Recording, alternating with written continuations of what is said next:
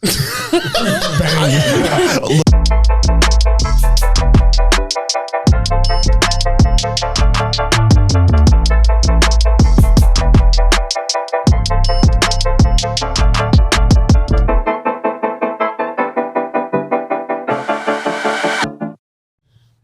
friends. How are you guys? My name's Matt. I am your host of Full Belly Podcast. We're here, season 2, episode 5 of our show. 5. That's the one after 4, and it's actually the one before 6.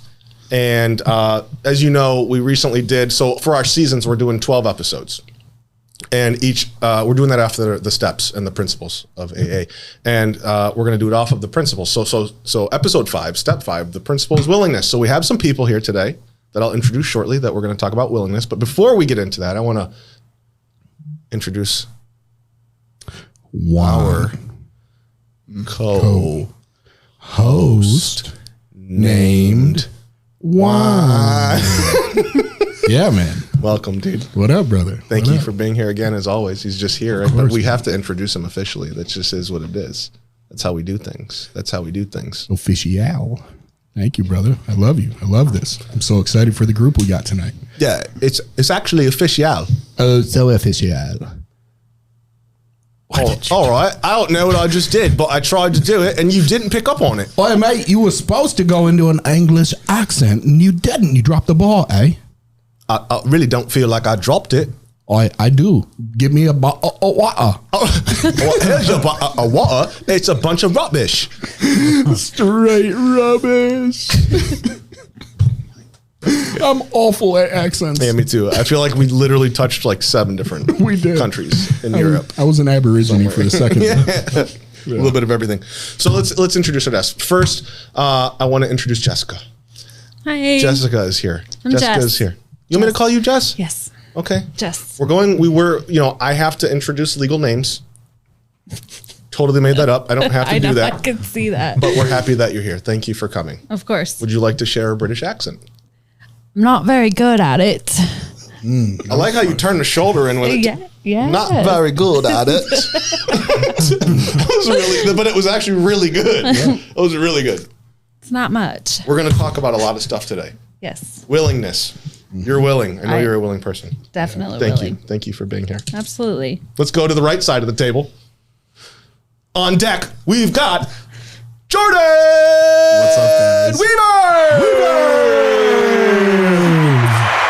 Oh, is that a thing? Yeah, dude, that's a real thing. It's like a real show, Dude, that's legit. I know. Super legit. Yeah, that's so cool. Thank you for coming. I don't do accents, but I'm very willing. Please show me. You can't say I'm willing, but I'm not gonna do it. That's like saying, bro, I'm so humble, bro. I'm so humble. You're humble, dude. You don't need to tell people you're How humble. am I going to show you I'm willing? By doing Just an doing accent. it. Do the English accent. Do the shoulder turn.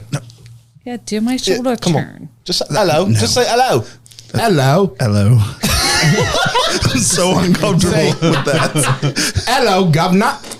Hello, governor. That's good. That was really good. It was horrible. That felt all right. Killed it. I'm going to practice that on the way home today. Does it feel good enough to keep going? No, probably not. Jordan, I'm surprised we haven't had you on here sooner. I know. It's weird. I know we're on. How many episodes totally have we done? Because in the first season we didn't do the 12 thing. No. What did we do? Like 8 or 9 and 10 episodes? Do you remember, Josh? I feel like we did 10-ish. I thought we did like 7 or 8. 7, 8, Sure. 8 episodes, and now we're into 5. That's 12. Yeah. I didn't really know this was a thing. I'm a regular on another podcast, but Dude. it's not Which as- one? Cams. Oh, that's a good. Yeah. What is that? The worst podcast in the world? Or Yeah. something? I like that name. But it's a good name. Clever. It's Good for him. Yeah. It's good for him. We go so far off the rails, so this is going to be different. A little bit Oh, different, yeah. just a Yeah. little bit. Yeah. Yeah. I wish we could smoke cigars here like he does in his. We should But talk that's to the okay. boss. Yeah, definitely talk to the boss about Heard he's that a one. loser. We're not losers. We're I'm- worse than that. The face. No. Jesus. Bro, you look like you're using again. Wait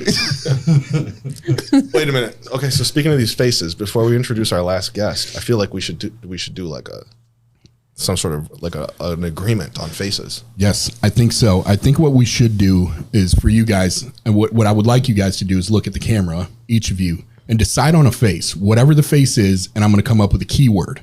And random times throughout the show, you might get a, hold on, and we're going to drop the keyword. Or I might just say, hey, Jordan, keyword. And then you got to look at the camera and drop that for just a brief second. You know what I mean? Just to make things better. So everybody has to look at the camera upon the speaking of said keyword that you'll announce here shortly. So if it's donkey. I can't imagine us saying donkey too many times. I could. Yeah. So let's see your face, Josh. You're right over here. Look at this camera. Jordan, Jess, Matt, look at your camera. And I'm going to say donkey, and let's see what you're rocking with. And if you go, you got to give him a face. I'm going to change mine. All right, I got it. Donkey.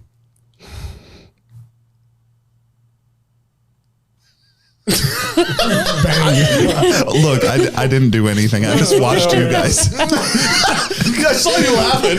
You literally didn't do anything. You did nothing? So we actually have to pick a word, though.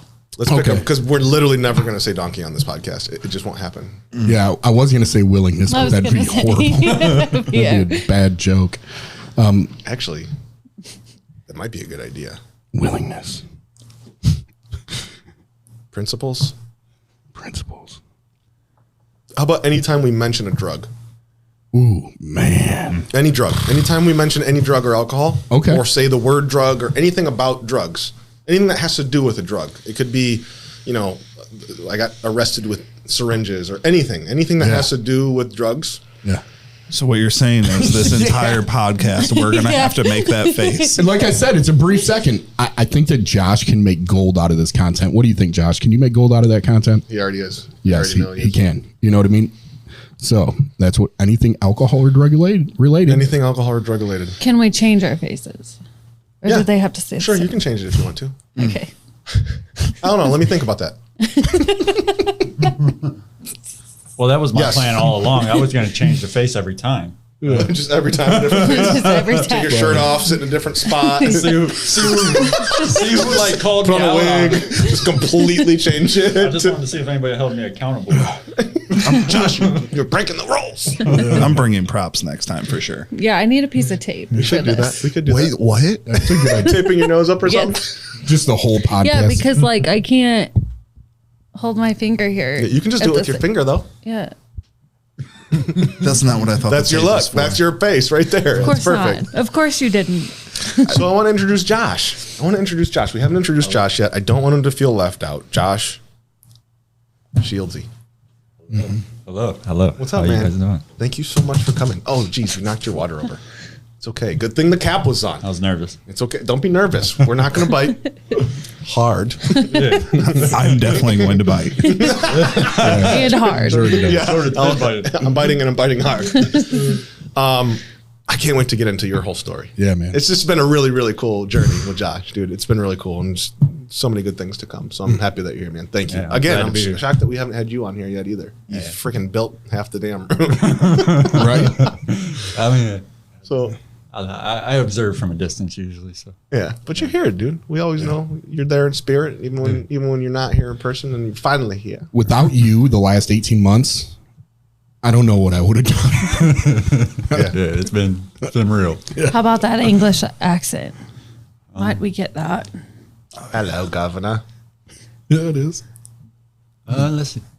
Say, hello. Hey, you horse's ass. I'm gonna walk me silly bum on down to the barn, eh? See, that's legit. Silly bum down to the barn, eh? Damn, is that a hidden talent? You sounded like a Peaky Blinder, like straight out of the show. What the fuck? That was really good. Yeah, I only know what he does when he's Yeah, not horse's here. ass. Yeah, he practices at home. Yes. That's what he does. That's why he built that entertainment center. Yeah, oh, yeah, It's a that's whole it. studio. Nice. Josh is a low-key just genius about everything. Knows every accent ever.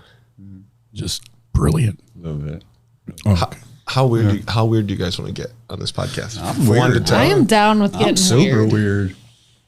Wait, I can't tell who said that. Who said I'm super? Was that you? No. Josh said I was super weird. I have no input on this. You already know my stance.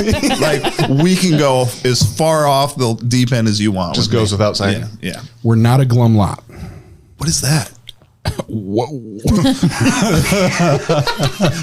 does that mean? Don't feel bad. I'm here with you. For a lot of the recovery viewers at home, you know what that means. We are not a glum lot. What does that mean? Just look it up. Look it up. I'm not going to give it to you. Matt will give it to you. You really don't know what that means? I'm going to look it up. You really don't know what it means for real? No. It just means that we're not boring people. We are not. We're not glum. We are not a sad group of people. We're very. It's an AA thing.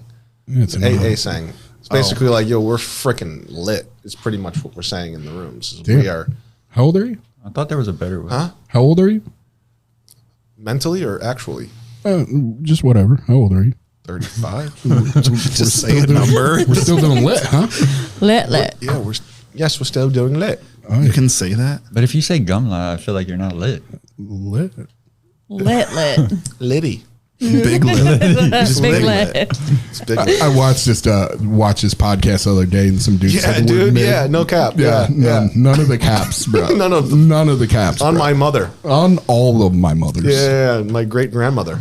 On your great grandmother. On the- I got lit. On the neighborhood. I don't think you're using it right. On the neighborhood. We're using it very right. Okay. On Talmadge. on West Sylvania. Yo, I feel really cringy right now. Like, looking at it. Yeah, man. Yeah, 23 43623, bro. Did you just rattle off a zip code for Yeah, a, man, that's the set. for a nice part of town? That's the set. It's like I'm repping Sylvania Township. Yeah, the township, bro. Yeah, Sylvania schools, man. Good education. Yeah. Our kids look good. Yeah, BOE. Yeah, go Cougars. All right. Yeah, dude, it gets real lit up in here. What were you saying? I'm sorry. I don't remember it. So we have to get a little bit serious before we get into the chaos of everything else. So we're talking about willingness, and the whole concept of the podcast is full belly. What fills us up mentally, emotionally, food wise, in our heart and our mind? How do we grow? I think that we should tie willingness into that today. Mm-hmm. So I'm gonna assign what makes you, let's say, mentally grow, and how you're willing to either put work into that or continue to change that, because that process changes all the time. Yes. We're going to do heart for you emotionally on how that continues to grow, your spiritual growth, right? And how you're willing to put work into that and how that's changed over, phases of your life. You don't want to break your anonymity. I used to use drugs. Is that what you want me to say? I saw Jordan do it for a second. He did it for 1 second. He goes, he couldn't hold it. I'm just over here biting my tongue. That's so good. That's Some so of you good. guys look legit like you're having a stroke. I know, we do. Like it's hard for me to hold it because I don't know if I should be doing something to help or just making a face. Just going for the Narcan. Yeah, I'm not sure. Like, He's like where's the reaching for- Narcan up he's got here? The 911, like, Oh, I've all you got gotta some- do is hit send. I've got some upstairs. We're good. Yeah, we have a lot here. Yeah, you got to. This is actually, Narcan filled. Nice. yeah, Gordon's hooked us up in the Narcan water. Speaking of Gordon's, Oh, Gordon's is a great store. Gordon's So is a good. great store. I think, Full Belly's really been taken off, and we've gotten some sponsors. And we would like to thank Gordon's for sponsoring this episode of Full Belly Podcast about willingness and how willing they are to do things for us. And we have a representative from Gordon's here today that would like to talk about a new sale that they have going on. It's their end of summer sale.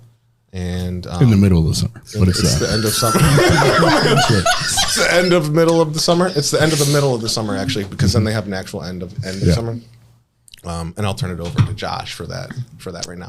God, thanks, Josh. Right there. Well, we have a great sale on notebooks going on right now, At Gordon's food. well, yeah, we sell paper too.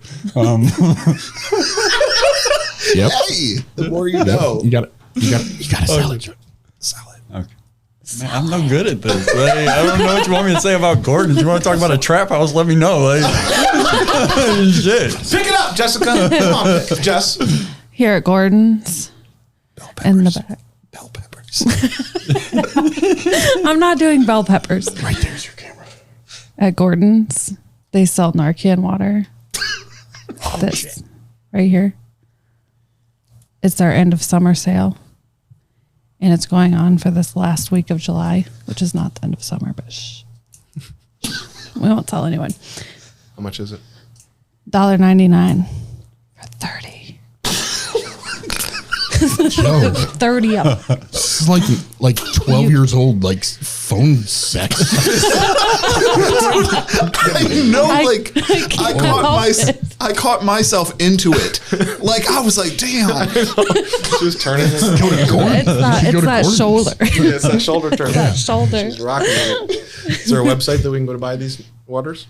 Gordons.com. Why are you looking at me like that? Gordons.com. Duh. Gordons.com. 1-800-GORDONS. / Narcan water. / end of summer. Sale. Hashtag not end of summer, but still end of summer. Right. So with you, Jess, we're going to talk about what we're going to talk about some weird foods that you've eaten, because we actually do like to talk about food. It's important. Nutrition, stuff that makes you happy. It's about really all we've got left. We can't do other things, you know? So Okay. Give like me the eating food. leftovers. Huh? Give me the leftovers. No, this is a really important one. This is like one of the most important ones. I'm I kidding. love talking about this because seriously, I love food. That's like one of the things that makes me. I mean, the way that you were eating your Arby's melt before this episode. Very discreet. We love food. We love food. Yeah. Food is incredible. So, what fills you up? And then tell us some weird shit that you've eaten before in the past, maybe that you were willing to try. Okay. Are you sure you want So we'll that start on with there? you. We'll start with you. Okay. I've ate some weird shit. Like, you know. Nope. Nope. Willingness of the mind. Your mind. Oh. How you've been willing to strengthen your mind, your mental faculties, and what that looks like to continue to be willing to grow, you know, in a mental capacity. For me to continue, to grow in a mental capacity is I think, to be self-aware, like of my moods, my behaviors, of what I have going on. I just roll with the punches, you know, and like I tie willingness in with a lot with faith. And, you know, because like, even if I don't see results right away or anything, and then I just try to stay grounded, you know, and stay the course and be willing to, you know, go through the hard stuff, do the uncomfortable work, you know, just the things nobody else wants to do. And it's just crazy. You know, Matt gave me advice, like one of the very first times I met him, telling me just like, stay in line, you know, like a stay in line quote. And I believe it was to stay in line to receive your blessings. And like, when he first told me that, and the stage I was in at that point, like I was spiritual, but at the same time, when he told me that, I was like, man, listen to this guy like talking to me about some religious shit. Like, like that was my thought originally, but like it stuck with me. You know, it stuck with me, and like I didn't understand it at the time. I acted like I did. But you know, and then as time went on, and I kept doing the right thing, and just like remain willing and open to suggestions. And, you know, time went on, and then it kind of hit me as things started to turn around. And I slowly just started to remove obstacles out of my life because, you know, I just remained willing to keep going. Like, you know, there was no option, I guess. And, but I don't, like, willingness is a big one. You know what I mean? Like, I tie that in with so much.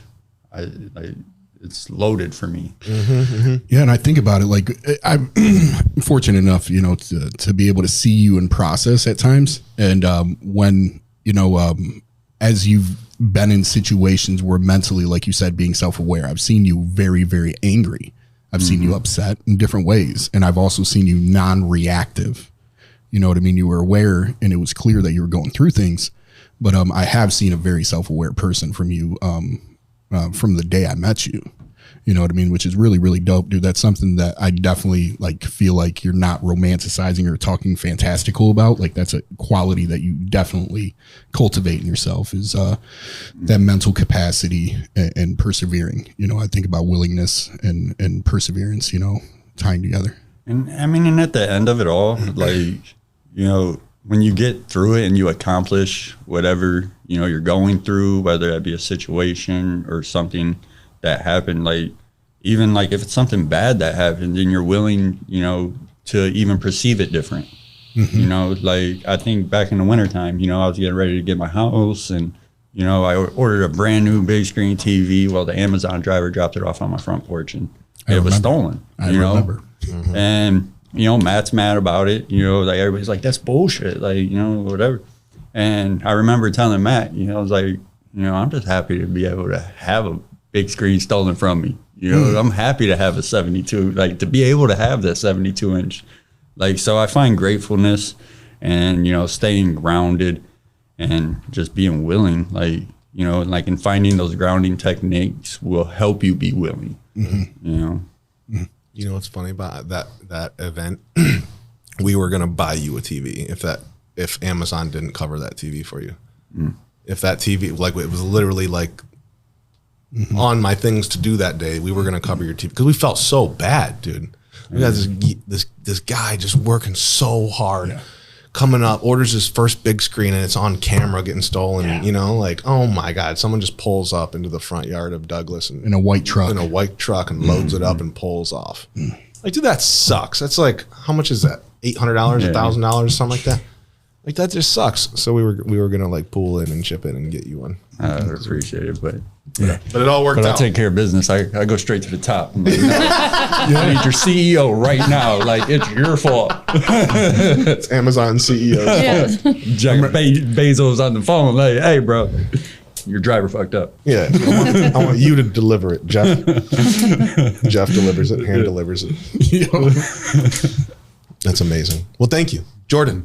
I know who I'm going to about all my Amazon problems now. Jeff Bezos. Jeff, straight to Jeff. And Josh. Yeah. Oh, to Josh. Oh, yeah. To Josh. Yeah. I'll take care of it. He knows what to do. Go straight So to tell the us top. how you you know you keep to strengthen your heart, your spirituality, because we see a lot of shit, man. I'm so glad I got this one. I know. Yeah. I feel like it's perfect for you because It is. you know, sometimes you can get real hardened to everything that happens in the realm of what we all do. We all are very blessed and fortunate to be able to work in this space of addiction and recovery. Yeah, and when you said, you know, what fills your heart, and I was just thinking about like what we just talked about in the meeting and stuff is, man, like the big thing for me is always like I'm either on or I'm off with my emotions, and we just went through something. I used Juan, and when we were going through that situation, without putting the whole situation out there, I told Juan, like I got to watch myself because I'm not. When I go through something difficult with a bunch of people, I will turn my emotions off and I will not process them and I'll let them go for a while. I'm working on that now, and a big step for me was just telling anyone that I do that. I've known I do it for a while, and my willingness to just be open with somebody, you know, tell Juan like, hey, I don't process shit sometimes, and I just hold it in, and then it eventually explodes, and it explodes in a really weird way, and like you guys have seen some of it, just like I'm overwhelmed, and it's about putting a dresser together. Like I'm overwhelmed with that, but that's not the problem. The problem is like I'm overwhelmed with 100 other things that I didn't process and I'm not dealing with, watching people die, watching God, somebody not die, but not be alive. Like that was a hard one for me. Yeah. You know, a lot of stuff like that. But like just the willingness to let myself start processing stuff now, even if it's not the right time, you know, that's big for me. Damn, dude, that was intense. Yeah. Yeah. That stuff that my mom shared today would have been really difficult before. I would have walked out, or I would have stopped her. I wouldn't have wanted to hear some of those things about my past and all that. Did it make you? I could sense it when she was talking. I just sent your body language change. You seemed to be getting a little uncomfortable. When I she was. sharing. Yeah, and it's not because I'm uncomfortable with her saying it or that I want others to hear about it or not. Sure. It was I was taken back there. Like when she shared that moment about how I was living like in a garage that didn't have a roof. Like the part of the story she doesn't know is that I had scammed somebody out of a car. And I was staying in that, like it was a Ford Taurus. We told some random guy, like, yeah, I'll change your oil. Brought the car in and we didn't change the oil. We took the $40 he gave us for oil and we got high. And then we came back and we had no way to do that. And we thought, oh, you know what? We're just screwed. So we started selling parts off the car, like took the doors off, the wheels, like everything off this guy's nice newer car and scrapped it. And at one point, like we just closed the garage and stopped answering the door. And I'm sleeping in January and it's snowing through the roof of the garage and falling into the car with no doors on it. I'm laying on like, we didn't even have the seats in it because we took the foam off and sold the metal frame. Wow. Dude, you were like out there. Wow. I was out there, bro. So like it took me back to that and thinking about like how difficult that was when my mom would drop something off for me to eat and me walking back out into the alley, seeing her car, and I could not convince her to stop, to just give me a hug. And I wanted to feel things then, and then I closed off when I got sober for a while. And now I'm like going back through, finding that median of like, don't be off, don't be on all the way. Just be right in the middle as much as possible. Mm-hmm. Yeah, man. It's really cool to be able to interact. I think it's really important. I feel like it's really healthy to know where to go and where to place that. You know what I mean? For me, similar, right? You know, and being able to articulate and speak about the things that we go through, that we witness. And I think that there's just in recovery, we talk about being authentic, genuine, sharing honestly. And so, we open up about a lot of things, and along the way we're like, well, maybe the thing that I shared with these people might get misplaced along the way. The hope is and the ideal is for anonymity, but like we go through certain things and then those things are out there, and so for me, I defined where am I going to lay these things, in the place where I can lay those and they're safe are the relationships that I'm like, man, like those moments where like I'm talking to somebody about that. It really forges something like, a really, really cool connection, especially after the fact when it's like, man, I don't really like how I feel or what I went through or what my thoughts are, and the other person's still there. Then it's like, man, you care, you love me, and you're showing that. Yeah. So it's really dope, dude. I love that about you. Love you too, man. For those that don't know, so we had a FAD meeting before this and Jordan's mom came and she shared. So I just want to plug FAD for a second because it's a powerful meeting. And even just like hearing your mom say those things, like you said, it takes you back to those moments. Like you think about all these other things of being in a car, in a garage, the fear of hiding from somebody that you stole from. And like, I don't know about you, I don't think about all those things all the time every day anymore. And it takes sometimes mom or, whoever else that we heard to bring like a moment up in time you kind of just get lost in this like thought trap of like just going down memory lane. But those moments are good. And those meetings, the family support group meetings that we have are very, very powerful because we have our own meetings and we get to talk about what's happening today. And we don't really get to go back a lot from somebody else's perspective that's not ours from a sober point of view. And it is very sobering. It reminds me what I don't want to do to my family ever again. Like you get to see it in there. You see the hurt, you see tears, you see crying every single Thursday. So, if there's families out there and you got moms, dads, brothers, sisters, grandpas, grandmas, kids. You got employers, you got kids, you got siblings, you got significant others, you've got friends, just people that don't know what to do with their loved one, whoever they care about. Whether they're still using, whether they've passed away, you got a lot of people come to these FAD meetings. So every Thursday night at 7:00 here at our office at Team Recovery, please come if you're a family member. And we got people in recovery there too, because that's the other cool dynamic is there's, there might be a mom there whose loved one is still struggling. Their kid is using and just saying, should I give this $20 to my son or whatever? And to have 20 sober people there saying, absolutely not. You shouldn't, like that might be the answer that mom was looking for that day. So it's great for families. It's great for people in recovery. It's great for somebody that might still be using. It's just It's a melting pot for people, and it's good for everybody, in my opinion. I Yeah. love that meeting. Me too. I love Thing, that even meeting. something for like Jordan, it's good for Jordan in that position because like even in those times, like that was probably like cringing for you, but just the fact that like that would be cringing for you is that's just like that's growth. That's growth. Like you're not there anymore. Mm-hmm. You can look back and like you've grown to that point because that disgusts you. Mm-hmm. Like that's a growing position. Mm-hmm. Dude, I was sitting there when she was sharing part of that, and towards the end, I just thought about it. I'm like, how many times do I just walk out the door of a house that I live in that has central air, and I don't worry about the utilities being shut off, and I get into a car that I work hard for, and I turn the key and it starts, versus where I was, and it's like I need to remember that every time I start that car, that if I don't keep this on my mind all the time, like there's a possibility I could go back to that, like and respect the things I have now, because there are times where I just get in the car, turn the key, and expect that it will work. There were times that there was nothing to get in and put a key in. Sure. And that could very well happen again if I don't take care of my heart and my mental self. Mm-hmm. Your Jeep is push button though. He got a new convertible You don't too. turn the key in there, do you? I bought a new car today. Shut. It was an Are you kidding impulse me? buy. Are you kidding me? I was serious. No, I still have the Jeep. And you bought a second car. Yeah, but it's got like a real key.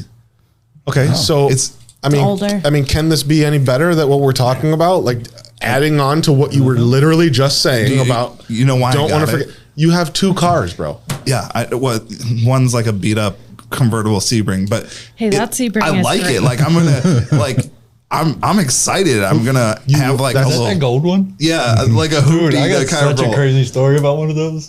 I saw that here. Did you get that from I someone? bought it from someone's mom. Yeah, That's amazing. yeah. Dude, you got a convertible, dog. I do. I It's can kind of just see ghetto, and I can just see what are you going to listen to on hot summer night, end of summer. Miley When you're Cyrus. on your Yes. way, when you're on your way to Gordon's to go get some water. Narcan water. Go get some of that I water. totaled with the- one of those What on song? the E-way, What Miley song? rolling a Oh, blunt. man, I don't know. There's so many good ones. Just since we're talking about Miley, like a wrecking ball. that's it. That's the one. Making my way downtown, walking fast. I gotta wait like at a stoplight. I gotta turn it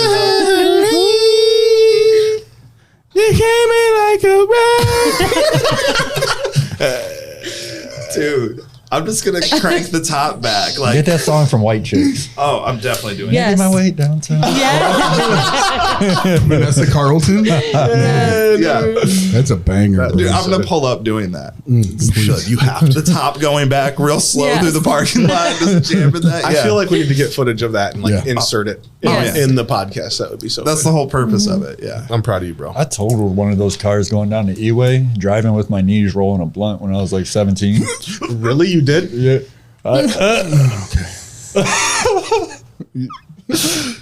No, but it's so crazy. I look up, like I'm going 70 miles an hour and I'm rolling a blunt and I'm driving. And then, but I look up and the traffic just stopped right in front of me. Like I'm going 80 miles an hour. Like what do I do? Man. So the Lord was with me. Always. So I just started so I just immediately slammed on my brakes, and it just so happened that the cars were lined up so perfectly that I fishtailed in and out of traffic. I went to the outside lane, back to the inside, back to the outside, fishtailing, and my tire popped. This was on 475, wasn't it? Yes. Going towards 23 from here, right? Yes. Wasn't it? A black Sebring convertible. Yes. Yes. And you weaved around a truck, I believe. happening? Yes. Did you? What's happening? Yes. No way. Yes. I leave, and then I smacked a wall on the grass. Yes. happening. Yes. Yes. Yes. That was me. And then I got the tow truck out of there before the police arrived. I don't remember all that. Wow. Yeah. This is crazy. Yeah, that was me rolling a blunt driving. That's how I that. How do you remember that? Because he told me the story. Dude, I thought you were like one of the cars he fishtailed around or something. Oh, dude, was that would fire. have been so much cooler. Yeah. Dude, Yeah. why'd you do that? up, Why'd you bro. trick me? Why would you do that? Why'd you trick me, man? I'll smack you. My fingers smell like tortillas. They really do. My face smells like tortillas. Smelling your lip. Stuck in your beard. It's literally. God. Jess, tell us about food. What makes you happy? What's your favorite meal? What's your favorite food? What's your go-to? And tell me something you've been willing to do that completely changes, whether that's saying, you know, I went from, you know, eating this kind of food to that, or I stopped eating a certain thing, or I tried a weird ass like cricket or something one time. Literally none of that has happened. Never. But I did try this new place recently that I've been pretty hooked to. It's called R&B Bubble. What is that? Rhythm and blues bubbles. Listen, if you like tea, chai tea, if you like, I don't know how to explain it, but they Is got, it like bubble tea? yes, kind of, but they got these little balls Yeah. at the bottom. bobas. Bubble tea. Okay, listen. Yeah. Hear me out. It's fucking Okay, bubble this tea. is new to me. Okay, I don't know what the fuck bubble tea is. All I know is there's these little balls at the bottom. Yeah. And it comes in like a purple and white drink. That's and, bubble like, tea. They, Get with the you know, times. listen, I'm an old person now. Oh. Yeah. Okay. Do you like the flavor and the taste of the popping of those little? They don't even know. They're like tapioca balls. Yeah. But do you like But to no. pop them? Bubble Not, Yeah. I hate all of you. I'm gonna have a breakdown. I swear to God, if you don't say bubble tea, I will not. I was like, it's bubble tea. I will never. I can't Never. deal with this. He said I'm gonna have a breakdown. We can't move forward until you say it. I will not. Okay, well, we will just sit here, and even the listeners are gonna have to sit in silence. It's little R&B, it's tapioca R&B circles. bubbles. Bubble tea. Everything but bubble tea. Little tapioca balls. Yes, but they're like this big, okay? With the plastic like Yes. sealed Yes. top. It's like Yeah, you purple like and white. It's sealed. They Yeah. got a It's straw with the sharp end. But it's like a super Multiple thick- different flavors of tea. Yes, and stuff. And it's got like, you know, Balls. it's got like tapioca balls in Balls. it. You know, different flavors. You are describing a product that has been out. I don't know if you've heard us say it. No, You are describing bubble tea. it's ball tea. Oh my God. It's R&B tea. It's And R&B you can pick bubble, this up at but it's Kroger's. ball tea. Yeah. Okay. Yeah. Listen, I like saw it. that That's Kroger's. probably lately the weirdest things. I've had some health issues lately that have made it very hard for me to eat. I haven't really shared this with a whole lot of people, but I can't really taste food right now. All I can taste is like metallic, almost like blood taste. So to me lately, food has not been my favorite thing. Sure. But I have, you know, in the past, obviously I love food. When I got sober, I just wanted food. That was it. Lots of sweets, lots of cookies, Oreos. Oreos was my shit Same. for a long time. Still that way. But I still try like new things. I can't really taste them. So But the bubble tea is a good. No, Yes. no. I'm sorry. I the think- R&B bubbles is a good relief. the ball tea is great. The ball tea. Hold on. I'm going to show No. you something, and I No, want you no. to tell me what you see. Ball tea. That is bubble tea. It's ball tea to me. Okay. Is it Bubba tea? Like a hillbilly? Like No, there's some of them. I can Bubble tea. Oh, I can get with the Bubba. some dude tea. named Bubba with bubble tea called bubble tea. Ball tea. It's That's a either good idea. bubble tea good or idea. boba tea. Bubble tea. Bubba. Bubba. Bubba tea. Bubba. Bubba tea. It's like Bubba Gumps, Yeah. but Tea. it's Bubba. Tea. But it's tea. I feel like there's a grand opening coming soon, and there's a commercial coming. Absolutely, It's dude. gonna be for ball tea. Absolutely, dude. If you have ever in your life been to Toledo, Ohio, in the 05 area code, zip code, I should say, you need to head down to Bubba 123 T's. over here. Bubba T is my great uncle, Bubba McElmore. He was related to McElmore's great aunt, and that's how he got the name. But either way, Bubba T passed down through lineage from, I believe it was That's Bubba Sparks' son, right? no, it's not Bubba Sparks, dude. It was Aboriginal teas. Bubba T. Come to 444-723 got you. That's the phone number. And if you want to follow him on the intraweb, you're going to go to www.blinkblinkblinkbubbas.com. Catch us there. Man, didn't Harvard? Killed that shit, boy. 3 times. Killed that shit, boy. Whoa. With their T-Rex douche. Blinkblinkbubbas.com. You forgot the jingle. Jingle, jingle, jangle, bubbas. That's fire. Put me on. Dude. Jingle, jingle, jangle, bubbas. Yo, can you imagine that? Like that would actually, it's the simplest jingles that always stick. Yeah, that's Yep. a banger. Jingle, jingle, jangle, bubbas. Can we put Balti at the end I feel of like it? Juan came Dude, up with can you good. imagine that with a synthesizer? Yeah. Ooh, Josh. Is it possible to synthesize? Can we give me a thumbs up or down? Can we synth? Oh, dude. Oh, he can. Ready for it? Ready for it? Bubbas, bubbas, Balti. Jingle, jingle, jingle, jingle, jingle, jingle, jingle, jingle, jingle, jingle, jingle, jingle, jingle, jingle, jingle, jingle, jingle. Bubba T is my great uncle, Bubba McElmore. He was related to McElmore's great aunt, and that's how he got the name.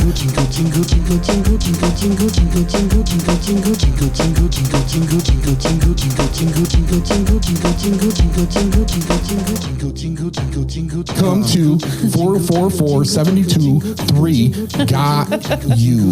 That's the phone number. And if you want to follow him on the intraweb, you're going to go to www.blinkblinkblinkbubbas.com. Catch us there.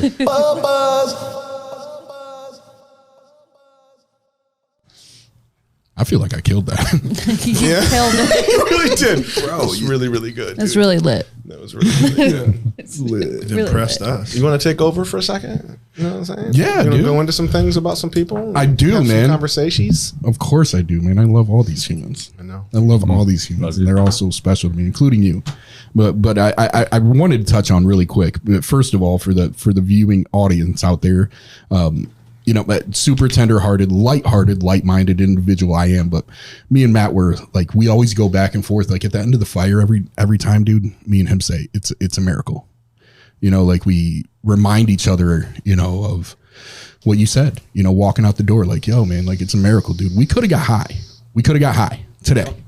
Like we're one decision away from like picking up. Like that's how I am. This is who I am, man. You know what I mean? The fact that I don't get high and I didn't get high today is a fucking miracle, first of all.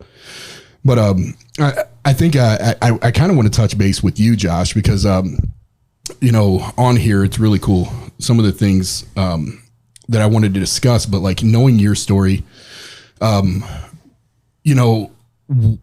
was it like, dude? I want to talk about for a second, like what it was like, because I feel like willingness, like a lot of times my willingness, it comes as a result of two factors. Primarily, it's either hope, generally I get that from other people or experiences from the past or something that I see, or I feel like I can do. And the other thing is desperation, consequences and other things like that.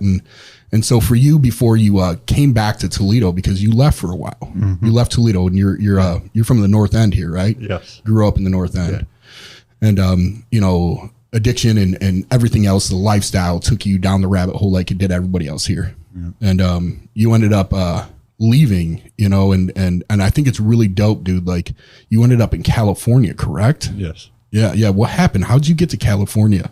Did you hit your bottom before you went to Cali or in Cali?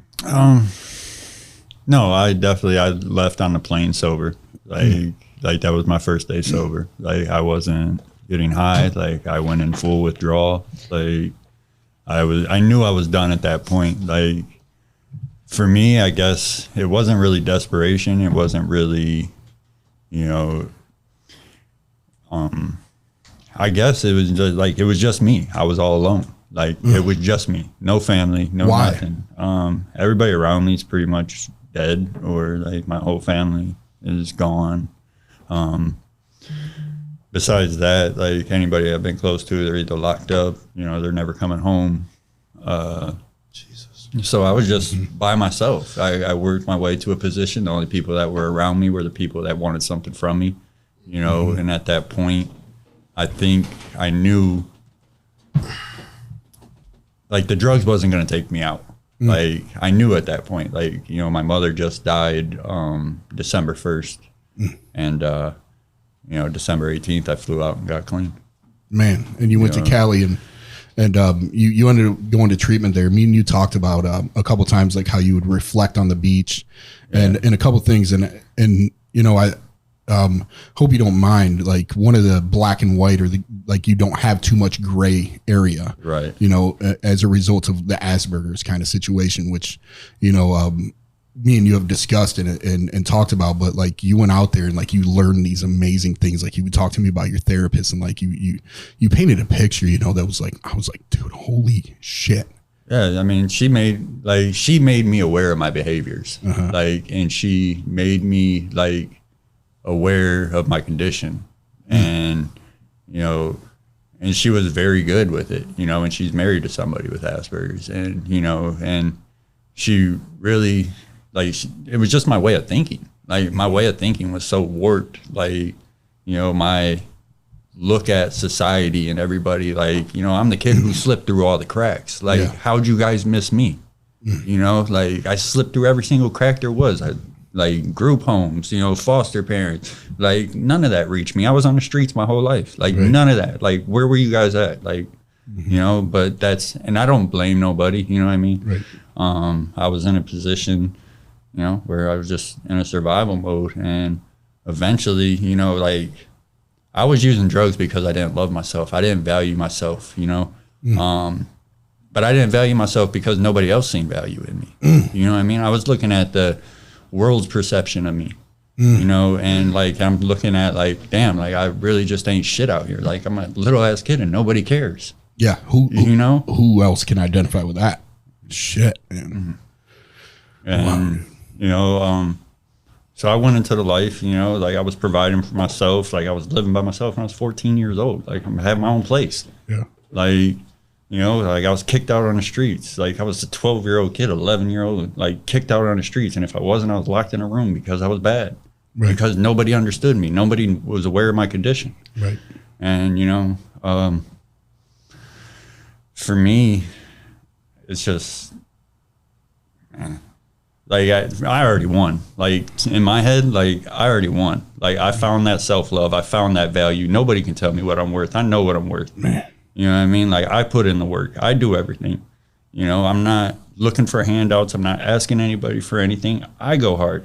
While everybody was out there playing, I was studying. While they were spending, I was saving. Like, like that's just what it was. Like, you want to go play? I'm working. Like, that's just what it is. Yeah. It's dope, dude. So just to paint a little bit more of a picture, like Josh, obviously, he came through like pretty extreme fucking circumstances and environments. Like the majority of us do, like when we find ourselves here, but from an early age with you, and I think about though, when you like meeting you, your Deetra contacted Matt, remember? And you gave me a call and you said, hey, a friend of ours called, and she has her son. And do we have any beds? And I was like, yeah. And you were like, well, I'm going to have her call you. And she called, you know what I mean? Actually, I think you said, no, we don't have any beds. Did I? Yeah. You made somebody. And I was like, we have that to wasn't living there. Oh, yeah. They had the bed, but they wasn't staying there. That's right. I was like, we have to make this happen. We have to get Josh in. Yep. You're right. Yeah. When we talked about that. Yeah. And, but Deetra, I talked to her for like a half hour, you know, and you wrote her a letter, you know, because after you come back from Cali, like you end up in the hospital in Toledo, right? Like you had nobody, like the closest person that you had, and it, like was your therapist, right? This person that helped you understand like how your thoughts and feelings are connected. Like you started identifying, which has been fucking dope. Like talking, like me and you have had some dope ass conversations about that, man. But you know, and then you end up in the hospital. And you wrote her a letter, right? And what was that letter was like, man, that letter sticks with me, bro. Yeah, I mean, and it was real. You know what I mean? That's real. Like that took a long process. It was a very long process. And, you know, that's how I know things take time. And when I see people in early recovery and they have these certain behaviors, I know that's a phase. Like sometimes you could be on the right track. Sometimes you can go down the wrong one. But like early recovery, that's like a hard stage, I believe, where you go through an emotional roller coaster. You know what I mean? Like you're trying to figure out what's real. You're trying to place blame where blame's supposed to be placed, you know, and it's just real, you know. And when you take the time, I guess, to really break down your behaviors, you can root it back to a source. And you were forced because you were in the hospital, right? Yeah. You know what I mean? Like, damn, I got to sit here alone. Yeah, because I mean, I was 13. I was like, at that point, I was a year sober at that point, Right. But I still had those bad behaviors. I still had sit those. the fuck down. Yeah, and I got to look at those behaviors, and you know what I mean. Like, and right before I ended up in the hospital, I was already a year sober, and I went to jail because of old behaviors. Like, you know, like You can go to jail sober. Straight up, dog. like, Clean time like, doesn't I'm equal like, recovery. sheesh. I'm like, shit. Clean time And does not fact, equal recovery. Matter of fact, Nicole is the one who was my judge. Yeah. Judge Corey? Yeah. Yeah. Yeah, she was my judge. She actually used to. I got a crazy story about her one time, but like she was my attorney when I was younger. One time, Wow. and Got clean, but you living dirty, baby. no, we Got clean, but you live in there. no, but that's I'm not gonna tell on her for being she was my attorney, legal counsel. But Come a little closer for me. yeah, just it's crazy how it all. Well, works out. dude, for the viewers out there and everybody else, like it's been really dope. Me and Matt have been able to like watch something really fucking cool happen. You know what I mean? Like It's wild. Honestly, it's wild. So to kind of like fast forward and paint the picture for people that when we met Josh was literally coming out of like damn near a nursing home, being I don't know if you were really being kept alive, but like you were at that originally I was. Yeah, I you were was being on kept alive, and now you were on on like a recovery. Yeah, I was type in rehab physical therapy. Yeah, it Like was, a it was basically rehab. a nursing home. They sold it to me as skilled nursing. skilled nursing. Yeah, it sounds a lot better. We just have to send you to the skilled nursing There's facility. a lot of skilled nurses there. Yeah, They did. They had a skilled nurse. They had a skilled nurse. They did. They had a skilled nurse who was now pregnant. Who is now pregnant. In a relationship with. So Right. and that's the cool stuff. So I mean, and it's funny how God works, man. It's funny how you end up somewhere you don't know how and why. It's like we were talking about this the other day, the Chinese farmer, the story of the Chinese farmer. Who's to say? I'm going to tell the story of the Chinese farmer. Guy's got a horse. Chinese guy, his wife, and his son. They got a horse farm, and that's how they make their living. And the horse runs away in the middle of the night. In town, the neighbors come to him. They're like, "Oh my God, that's the worst thing that could have happened. I'm so sorry." And he's just like, "Maybe." And then the next day, 7 more wild horses show up to his house, and the neighbors come. They're like, "Oh my God, you're so lucky. How much? Like you lost your horse, and now you got 7 horses. This is the best thing that could have happened to you." And he's like, "Maybe." And then the next day, all these horses are in this tiny little coop that's really meant for one horse. So they're getting tense and they're getting wild. And one of the horses jumps up and he kicks the little kid and breaks his leg. And they're like, "Oh my God, that's so terrible that all these horses broke your son's leg. This is the worst thing that could have happened. I'm so sorry." And he's like, "Maybe." And then the next day, the Chinese army comes and they're drafting kids to go to the army. And they look at the young boy and they're like, "No, we can't take him. He's got a broken leg." And the neighbors are like, "You are so lucky that your son has a broken leg." And he's like, "Maybe." And like the moral of the story is good and bad. Like we just never know if it's actually good or bad because everything is temporary. And that thing might turn into something else that turns into something else that turns into something else. Right. You went out to California. You learned a lot about yourself. and made a really, really good relationship with the therapist that got you back into your home area in a skilled nursing facility. No, I was already back here. So what had happened is I know it, but what had happened was, when I left California, I originally went back to Pittsburgh. Gotcha. So I went to Pittsburgh, and like I went back to my old behaviors. You know what I mean? I'm talking to the same people. You know, I'm like, okay, well, I'm thinking I can sell dope sober. Yeah. You know, I'm like, okay, I can do this sober. You know, and then I just made myself like the worst, like most, you know, like person I guess you can be, because now I have no excuse. Like, Right. You can't blame it on your addiction. Yeah, like now I have no excuse. I'm just a shit person. Exactly. You know, like Right. and Don't you hate when you can't keep blaming shit on your addiction? it, It's like but, those character defects that you're like, damn, I can't blame that on the fact that I'm using anymore. but I get myself in a big, you know, ordeal down there, not even knowing it. Like I leave there on my birthday, you know, September 28th, right before, I don't know, 2020, September 28th, 2020. I went down, I left, came back up here. I was up here for a month and a half. Like I went on a high-speed police chase, like got away, like, and then so a couple weeks go by, and the fugitive task force get me at the Dollar General on Bancroft. Dead ass sober. Yeah, Man. yeah, and you know, it was crazy. So they take me to the county, and they're like, "Oh, well, they have up to 7 days to come get you," and I'm not even knowing like. Toledo just like put me out on OR, and I'm like, sweet, I'm going home. I get back there, they're like, nah, Jefferson County's coming to get you.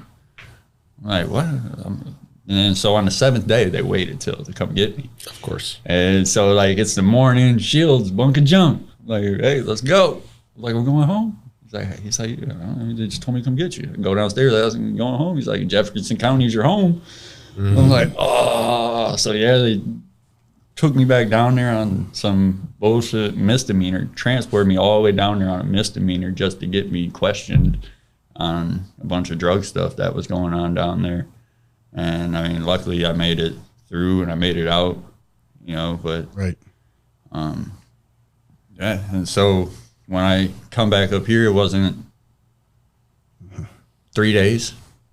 3 days. I got out of jail, it was, yeah, probably 3 days I was in the hospital, couldn't breathe. And I woke up in the ICU, ventilators, everything. And so you met now your kid's mother as your nurse, right? And My then physical therapist. your hot physical therapist, whatever it might be. Skilled nurse. She was Skilled super nursing. skilled. Yeah. And then you end up at But it wasn't there. Like it was like 6 months after Right, the fact. yeah. You know, like I wasn't in a position to approach her then. But I let her know I was going to be. Sure. Like, and then you end up, you know, coming to TR. And then along the way, like you kept like helping, like we were just growing rapidly. Yeah. You know what I mean? Like, and like we had a lot of stuff to do and you were just there, dude. I mean, and I was working another job. Right. All day. Yeah. And now, like it's dope, dude, because like we're talking about willingness, like talk about fucking willingness, dude. Yeah. And now you're like our facilities manager. You operate all of our facilities. Like you provide the maintenance for all of our facilities, all of the projects that we do. Remodels, everything. Everything, bro. Went from literally being kept alive to Kept alive broke with nothing to my name. Everything had just got taken from me. Like sober yeah, like I'm to basically homeless. Like I had one good pair of shoes, one nice pair of pants. you got 3 a great shirts. woman, you got a baby on the way, you got a house, you got 2 cars, you're running our facilities management, you got a whole team that works under you. We're doing 5 build outs right now that you're managing and overseeing. It's like in what? How long have you been here with TR since you came in? A year, a little over a year?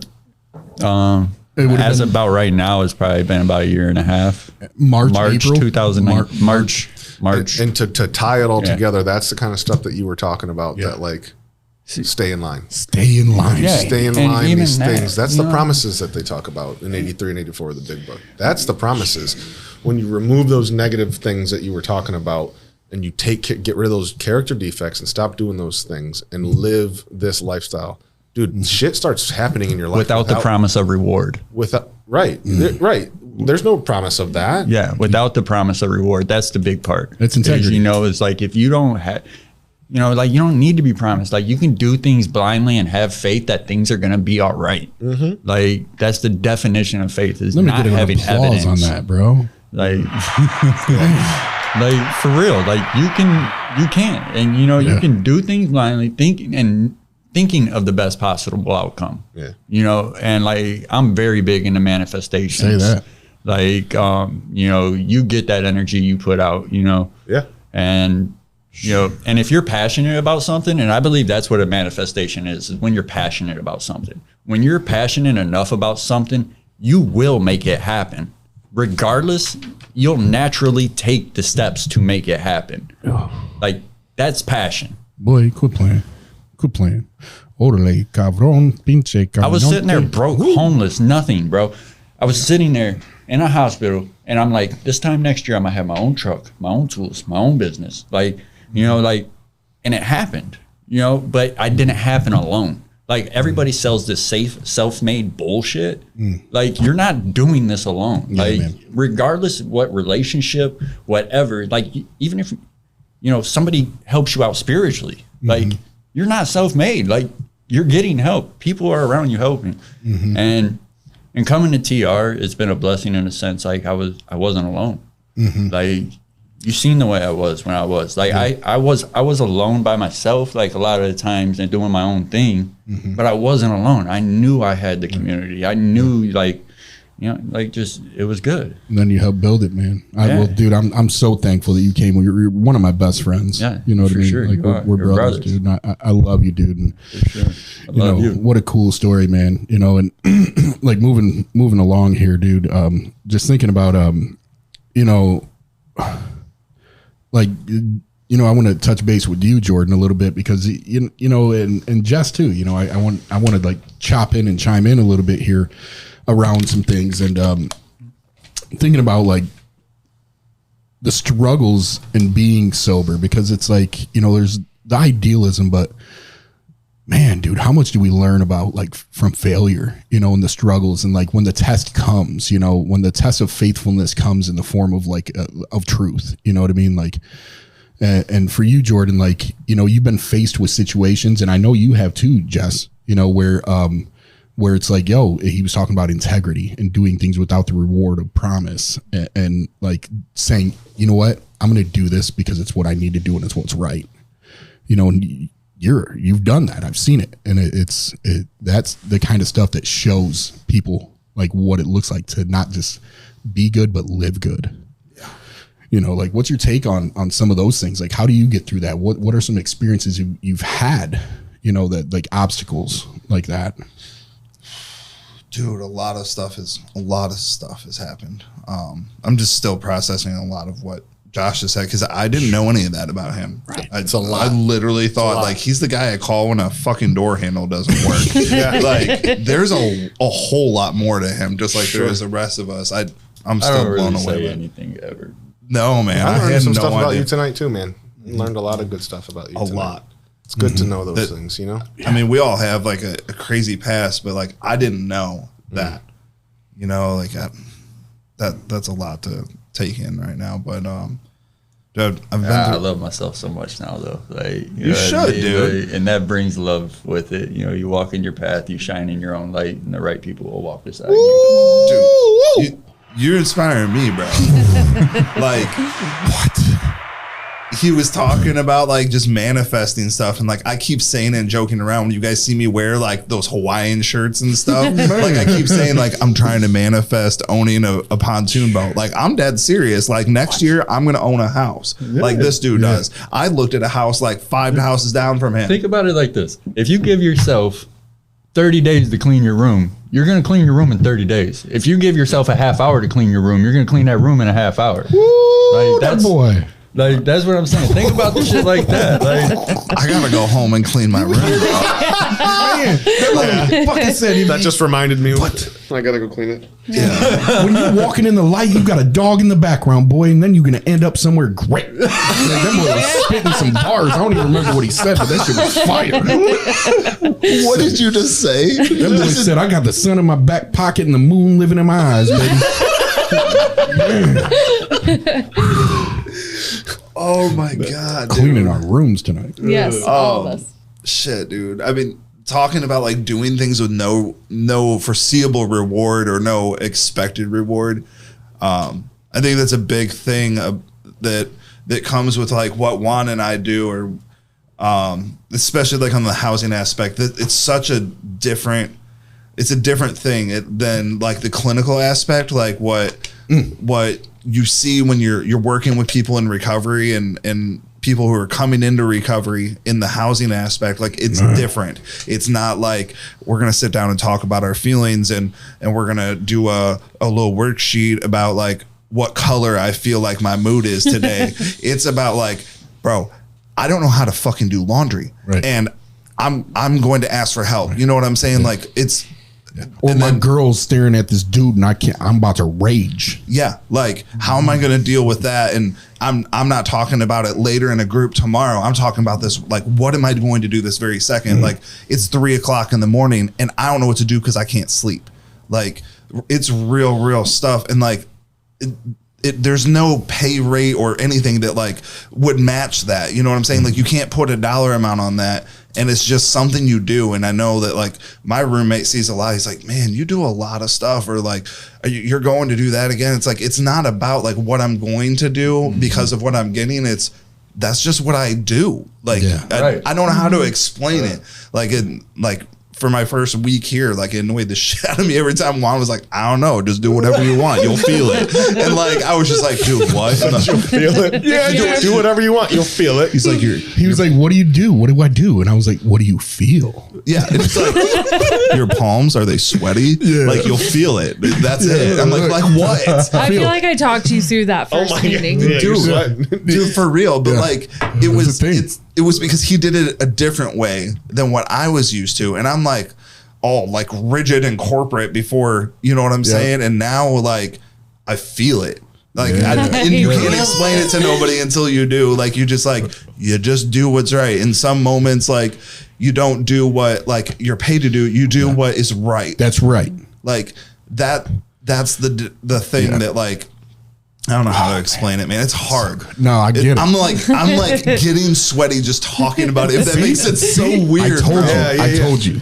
Like it's weird. When I remember when I was sitting dealing with a situation with a few of us, and like I didn't think about it. Just instantly said, "What do we do to help?" Yep. Like what's going to help? Not what are we supposed to do? Like what's going to help? And what's wild though is that you would think that that's like like certain times, like when you end up in the structures and the systems that like we're creating and we have here, you know what I mean? Some of those conversations get lost in translation operationally, you know what I mean? And so bringing like the human element back into it to think compassionately and not just rigidly, because that happens. You're talking about that. And me and you had conversations about that so many times. Like we want to make sure the heart of our people and our employees are intact, and our coworkers, dog. And so, dude, just hearing it, like I just told Matt to feel my hands because I'm sweating, bro. It's weird. I told you. I don't know if it's just like uncomfortable moments that make that happen, because you're like, this feels weird. Like I know this is not on paper in black and white. This is not what it is, but this is what's going to work, or this is what's going to help. Being creative about because humans are comprehensive. We're comprehensive, so we need to think creatively, and we're all different. You know what I mean? Different behaviors and stacked up on top of each other. And when you get to know and start to feel intuitively, full belly gut mode, you know what I mean? And be like, you know what? How do I meet this need for this individual with the community also in mind? You know what I mean? And making sure like we're approaching it that way, you know, collectively. And that's dope, dude. When you did that day, you stopped the whole room. Remember? The whole room stopped in their tracks, and we were like, yeah, that's right. We're helping people. Yeah. Like it was like it passed through everyone, dude. And everyone absorbed it. It's sick, dude. And like, I'm thinking about that a lot with like situations recently. Like I've done things where it's like, I'm going to stay the night and be there for somebody in a bad situation in a hospital. That is not like on pen and paper. That is not the correct thing to do, but that was the correct thing to do. Yeah. You know what I'm saying? Like that, I don't know how to explain it. I that's get the it. right No, thing. well, it is. And those are the things like I think about it, like with me and you, Matt, you know what I mean? And us in general, like that kind of investment's important to secure the confidence of each other. You know what I mean? Like we're making like when somebody's like, man, dude, like you just didn't say something, like you showed it, like you're showing like, yo, my investment is into health and wealth and well-being. You know what I mean? And those are the things when like, yo, that means something, dude. That means so much. That's insane to think about. There's not another agency out there that would stay the night with someone if something bad happened to him at the hospital. Yeah. There's not one. It wouldn't happen. Yeah. No. It literally wouldn't happen, dude. None of them would do it. Even some of my friends had difficulty understanding. I think there was somebody else that was with me, and on the I didn't understand phone it, call, dude. somebody was like, "How well did you know that person?" I said, "What do you mean? Like it doesn't matter. Like even if I didn't know this person, this like I just feel this is the right place to be. Like no, I can't physically do anything, help anybody. Like I'm just there because I know." Like I just feel I need to be. I'm getting chills because in the situation, which is very close to everybody in the room, you know, the individual wakes up and one of the first people said, "Where's Jordan?" Didn't even know that Jordan, you were there. You know what I mean? And like you became it became an anchor. Like where's Jordan? Kept saying my name all day. Yep. Like I didn't do anything. I was just there. I cracked a couple jokes and lightened up the mood a little bit, and Became a beacon, dude, for this Dude, individual. Wow. is He knew you were there. that person's gonna come He home, knew. dude, and that makes me like I want to. I'm just trying not to tear up right now. Yeah. That person's Tear gonna up. come home, dude. Tear up because I am too. For you being there with me, I'm just gonna put it out there. You were there with me, and I could never thank you enough for that because I needed you just as much as he did. In a weird way, like I don't know how to word this correctly. I wasn't there because you wanted me there. I was there because I just needed to be. Yes. I don't know, like. You knew you needed to be And there. then when I got to see that person and talk to him, and like shit wasn't as normal or anything, but it was normal. It was like, oh yeah, all right, Yeah. It was still him. Yeah. there's that person. I know. Yeah. And what's fire, dude, is like at the end, because what we do, it comes with a certain density, you know what I mean? And we all get to check in and like flow. We gotta hold each other. You said we don't do it alone. You know, no matter how much we think, you know, that we might be, we have to do it together. And, you know, it's a we thing, but like, you know, coming from a different situation, and for me, like being like, man, dude, like I see your heart, man. And I also see what you went through before and how like that helped shape you in different ways, and being like, all right, man, like, how do we uncover this for you? How do we do this together? You know what I mean? Like me and you over the course of a month have gotten like our bond, dog, is serious. You know what I mean? Like when you're leaving a situation like that, and when it's like, yo, if you need me, you let me know. Or when we look at each other and we say thank you, like, yo. And there was nothing else going on, just saying thank you. Yeah. Like, and we already know what it's It wasn't like, thank you for bringing my food. It's like, man, thank you for being you, dog. Yeah. Thank you. Thank you for being here. Yeah. You know, I think a lot like our just past experiences in a lot of different ways, again, good and bad, form us into the people that we are today. You know, like I sit here and I learned a lot about you tonight, Josh, and I'm thinking like, my God, dude, I can't even imagine not like being kicked out at 12. I can't imagine being forced to stay in a room. I cannot imagine, because that wasn't my story. My story was one of a family that loved me, and it was very, very nurturing. And so like, you know, for you to come up like that and then to find TR, which is the exact opposite, which is just like a weird abundance of love and acceptance, you know, like that had to have probably been a weird transition to get right with and get used to. For me, it was like I missed that because I hadn't had that during addiction. I had it early in life, and then I didn't have it in addiction, and then I found it again in TR when we had it. So it just felt so good. I was also so afraid to be back in Toledo. Yeah. Like just being, you know, people, places, things. Sure. And what I noticed, you know, after I got out of the hospital was like I separated myself. Like I feel like, I don't know, I feel like I died. Like the Josh people knew died. yeah, man. Like that guy is dead. Like, and in my eyes, he is. Like he's not coming back. That's not what's ever going to surface again. Yeah. Like, and I can say that with confidence. Like I have the tools, I have the people, I have the support. Like, you know, and I'm grateful. Like, it's crazy. I have everything I prayed for today. That boy You changed. straight up bought him a fucking Baconator, and he was like, "What the fuck is this?" You know what I mean? It's like, you fucking want your Baconator? What you want for it? Yeah, what you want? Yeah, why you giving this to me? What do I got to give you back? He was eating that fry like, Yeah, like when's it coming? Sketch. When's the debt coming? But Jordan, you had multiple experiences in treatment centers, not only as a client, but as, and it's funny because we talk about shit like, man, like hearing you, I feel like we got a lot more in common. We were using on the east side. Hearing you talk about staying in your mom's garage with snow coming in and sleeping in a vehicle, like sneaking into the house, just ripping people out the way that you were. Going back to like the Zeph days and before that, I feel like we talked about you being at Compass at some point when it was actually Compass. Like, not many people know about Compass, dude. man, come on. So, but then you worked in treatment. Yeah. You worked in treatment too at a few different places. And again, past experiences make us who we are today. And being where you were at, I want you to expound upon that a little bit on multiple places and what you learned there, good and bad, and how it compares to where you're at here. Dude, I think in the beginning, I thought when I first started working in treatment, like, this is it. This is it forever. Like, this is my home. I'll never be anywhere else. And I would have never imagined leaving that first center. Like, I don't know why I went full addict mode. Like, this is it. Like, I'm drinking all the Kool-Aid. I'm going to be attached to this. And I didn't see anything outside of that building. And it was kind of like being addicted again. But like, once I left and stood up for myself and found my landing place at the next spot, was, what did I take from that? You know what I'm saying? Like, I learned a lot of good stuff. Like, I learned a lot of like really good clinical knowledge. I learned a lot of ways to do things, ways not to do things, ways to do things fun. And then I just kept doing that as I've moved around, because I've been to 3 places now? 4. So it's not like I'm jumping, but like I'm learning something everywhere. Evolving. Come on, baby. That. You are evolving. Yeah, I've learned a lot. Yeah.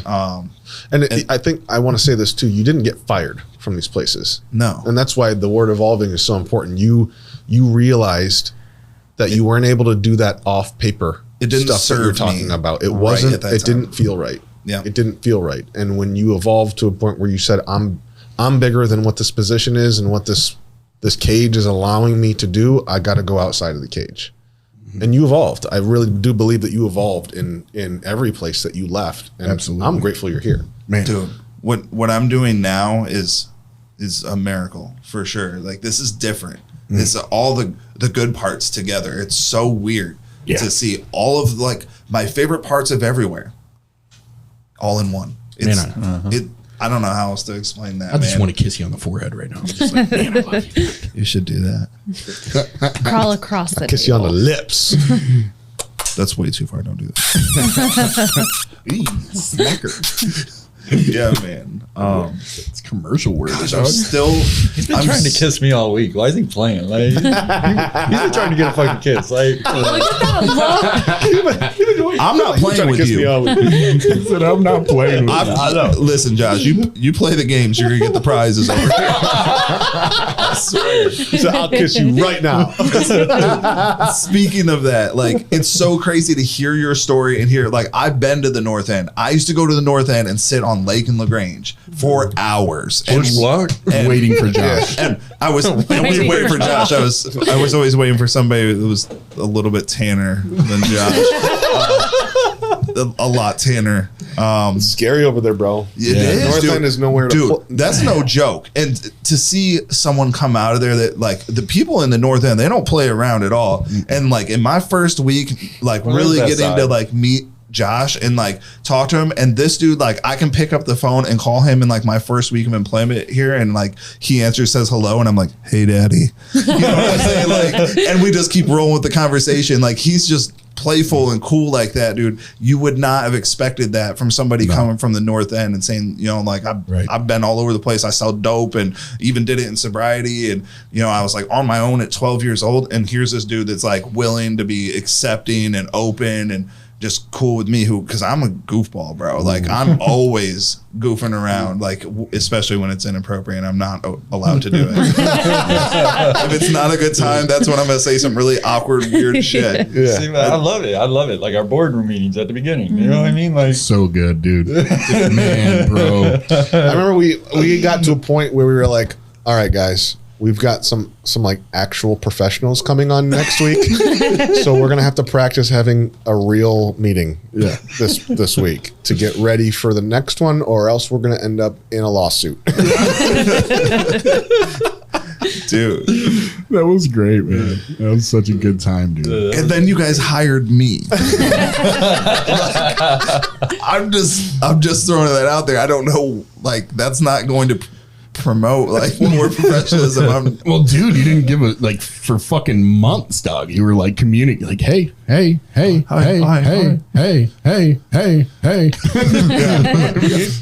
Yep. Yeah, Dude. you pretty much made us hire you. Yeah, We didn't really have a choice. kind of strong armed you. Yeah. Just get a little dominant. You like that? dude. It's it's all right. I told Matt a while back, like a few weeks ago, like you can fire me and I'm still showing up. Bro, yeah.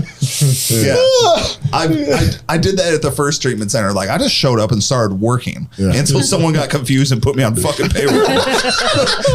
Like, bro, have we been supposed to pay this dude for like the last 8 months or what? Like he's been driving our vans. Like he's taking people, like setting up lodging information and like he's doing it like That's probably a true story, actually. at 100%. Yeah, I was like a whole travel person, like setting up the hotels and coming up with the route and like getting. You were probably still a client at the time. Yes. Yeah, getting items that. But needed you to were be- driving their vehicles. Oh, 100%. Yeah, just like making all this stuff happen. And He here I walks am. out of group, jumps in the van, Yeah. like, come on, guys. Yeah. Get in line, guys. Don't forget to drop. I'm like, bro, you got to drop too. What you mean? You got to drop too, bro. Here, you hold my cup. I'll hold yours.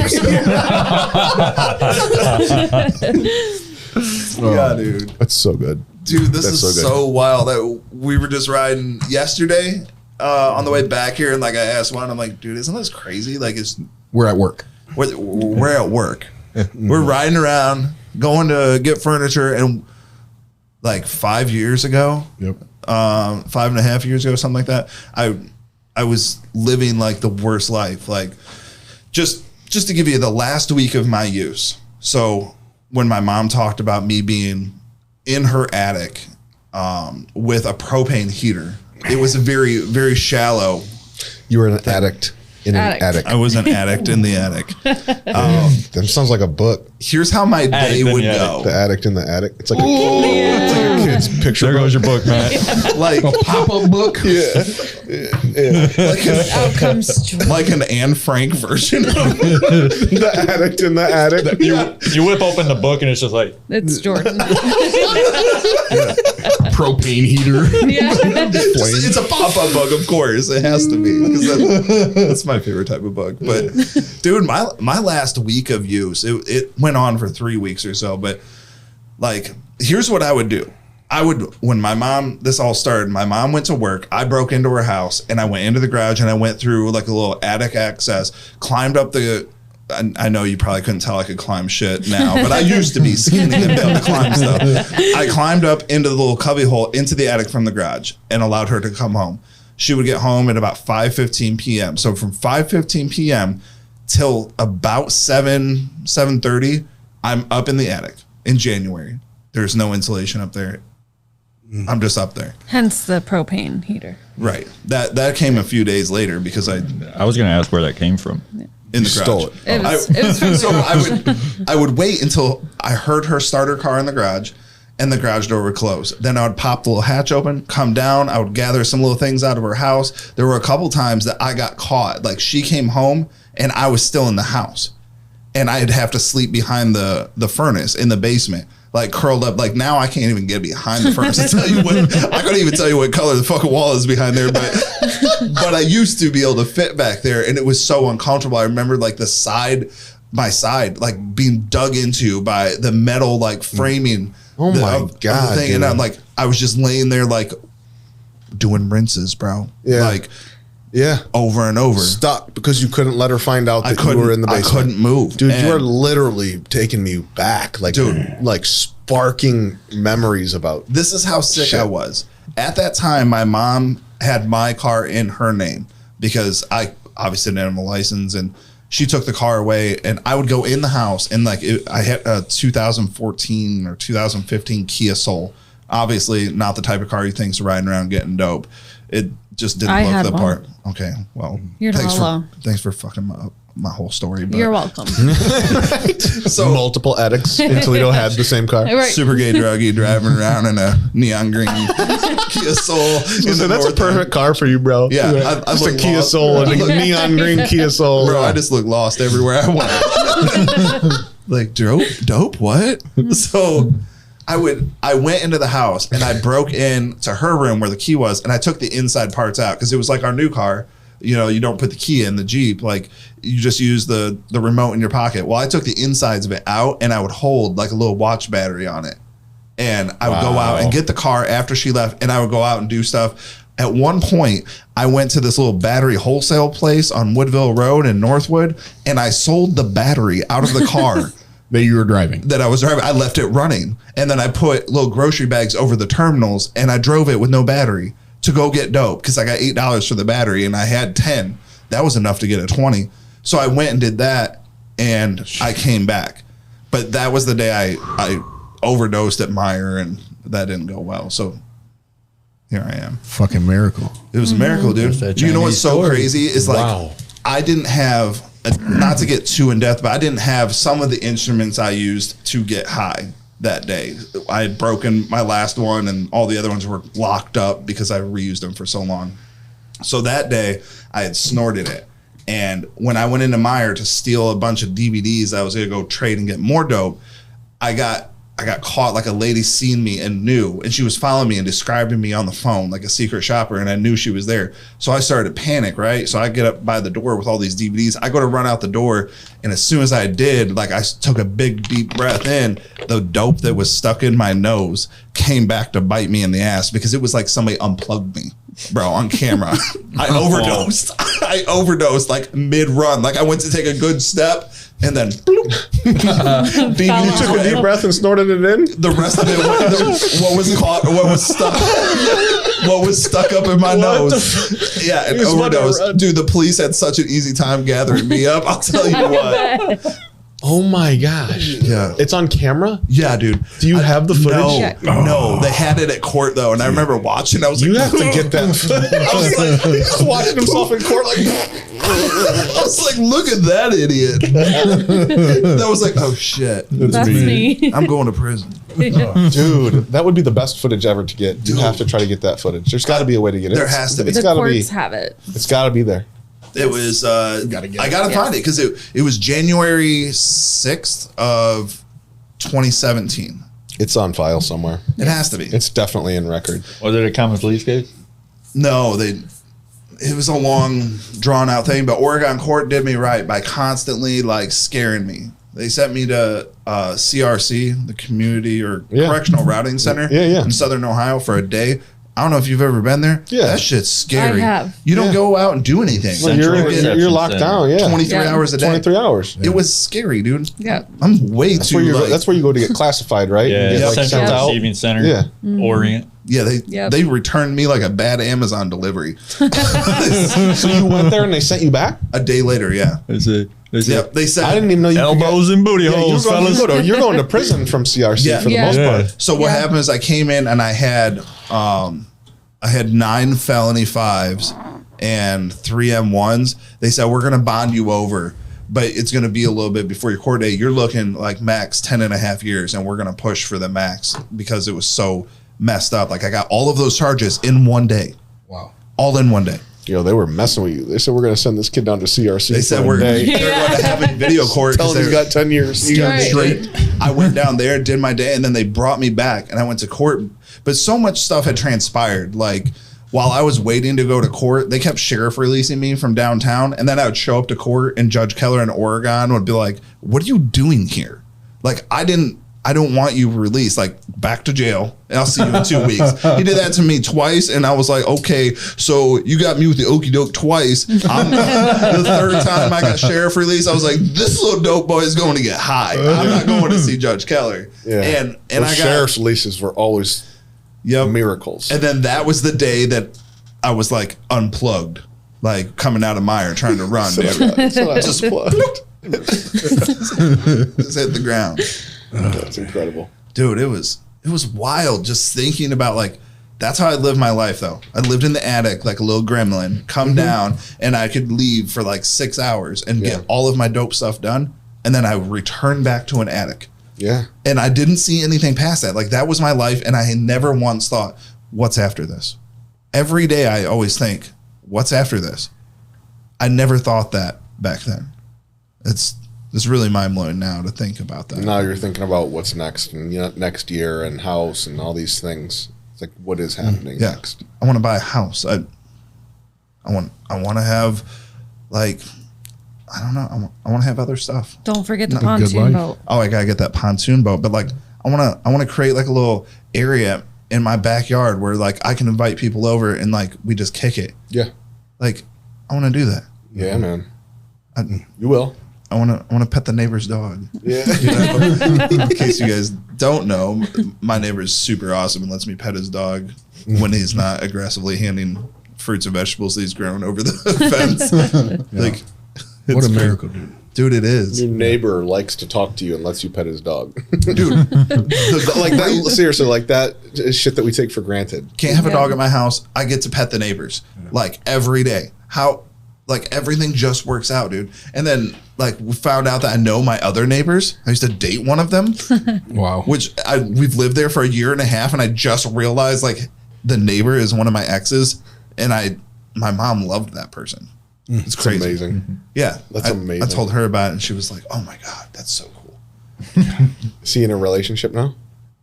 Yeah, Does his boyfriend know that you guys used to date? God, I hope not. That could make for a tense neighbor situation. Maybe that's why he's always so sassy. That's why he drives out of the driveway so He fast. does, dude, and he ironically owns a Kia Soul, and he leaves the driveway in a hurry. In a hurry, bro. Like he opens that little gate and gone.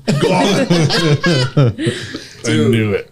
He's going to sell the battery. Souls, right? Yeah. Bro, dude, that place on Woodville is probably like, man, this is weird. This is the second Kia Soul to bring us a battery and then drive off. So all of us are from Toledo, right? You're from Toledo. You're from Toledo. You're from Toledo. You're from Kenton. Kenton. It's a What the little, fuck is Kenton? What is Kenton? a little country drug filled. Are we doing it? Okay.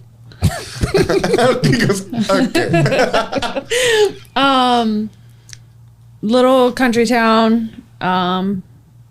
Maybe I don't want to go too low. South of Findlay. When I was growing up, there was like 3,000 people altogether. I went there and bought a Country. pickup truck once, so I know where it's at. Okay, all right, you know where I'm from. Yeah. Okay, it's like a Yeah, there's nothing there. There was Yeah. a bank. yeah. I don't know. what There's they a little put in more there. now, but Don't that's where forget I the grew Dollar up. General. Yeah, there's Definitely have a Dollar General. yes, there's one on the outside of town on every direction as well. You know, they're not even building Dollar Generals anymore. They just start to grow out of it. For real, they do. Have you ever been to the back of a Dollar General and went into the storage room? You open the back door and there's just another Dollar General back there. I mean, I've ran out the back of one. Oh yeah, Sounds like a whole story. I want to hear about it. Walmart's more exciting. You got lots of stories. Yes. Did you live in an attic too? Dude, her story is No. bananas. No. Let's pull it out of her. Dog, it's bananas, dude. Like, I don't even know where to begin. I don't either, it's 'cause there's a bananas. lot. There is. But I think, one of the big things, so, again, trying to rope it back in. Oops, sorry. Rope it back into like where we're at here, like episode 5, the willingness piece. I think of, with you, like times where we feel unwilling or like things happen. And I think about your dad, you know what I mean? And like the things that transpired there, and how that like, birthed, a lot of things for you. You know what I mean? And, you know, like take us into that point a little bit that really started writing your narrative in different ways. Yep. You know what I mean? Yep. So I'm going to start with good first, though. Absolutely. Man. So I have found in my recovery that the dark times are where I've grown the most. The hard times, the times where I didn't want to be willing and I didn't want to do certain things and I did them anyways, and they turned out great. I have learned more about myself in hard times and how I react to things and what caused a lot of my issues, which you're kind of talking about.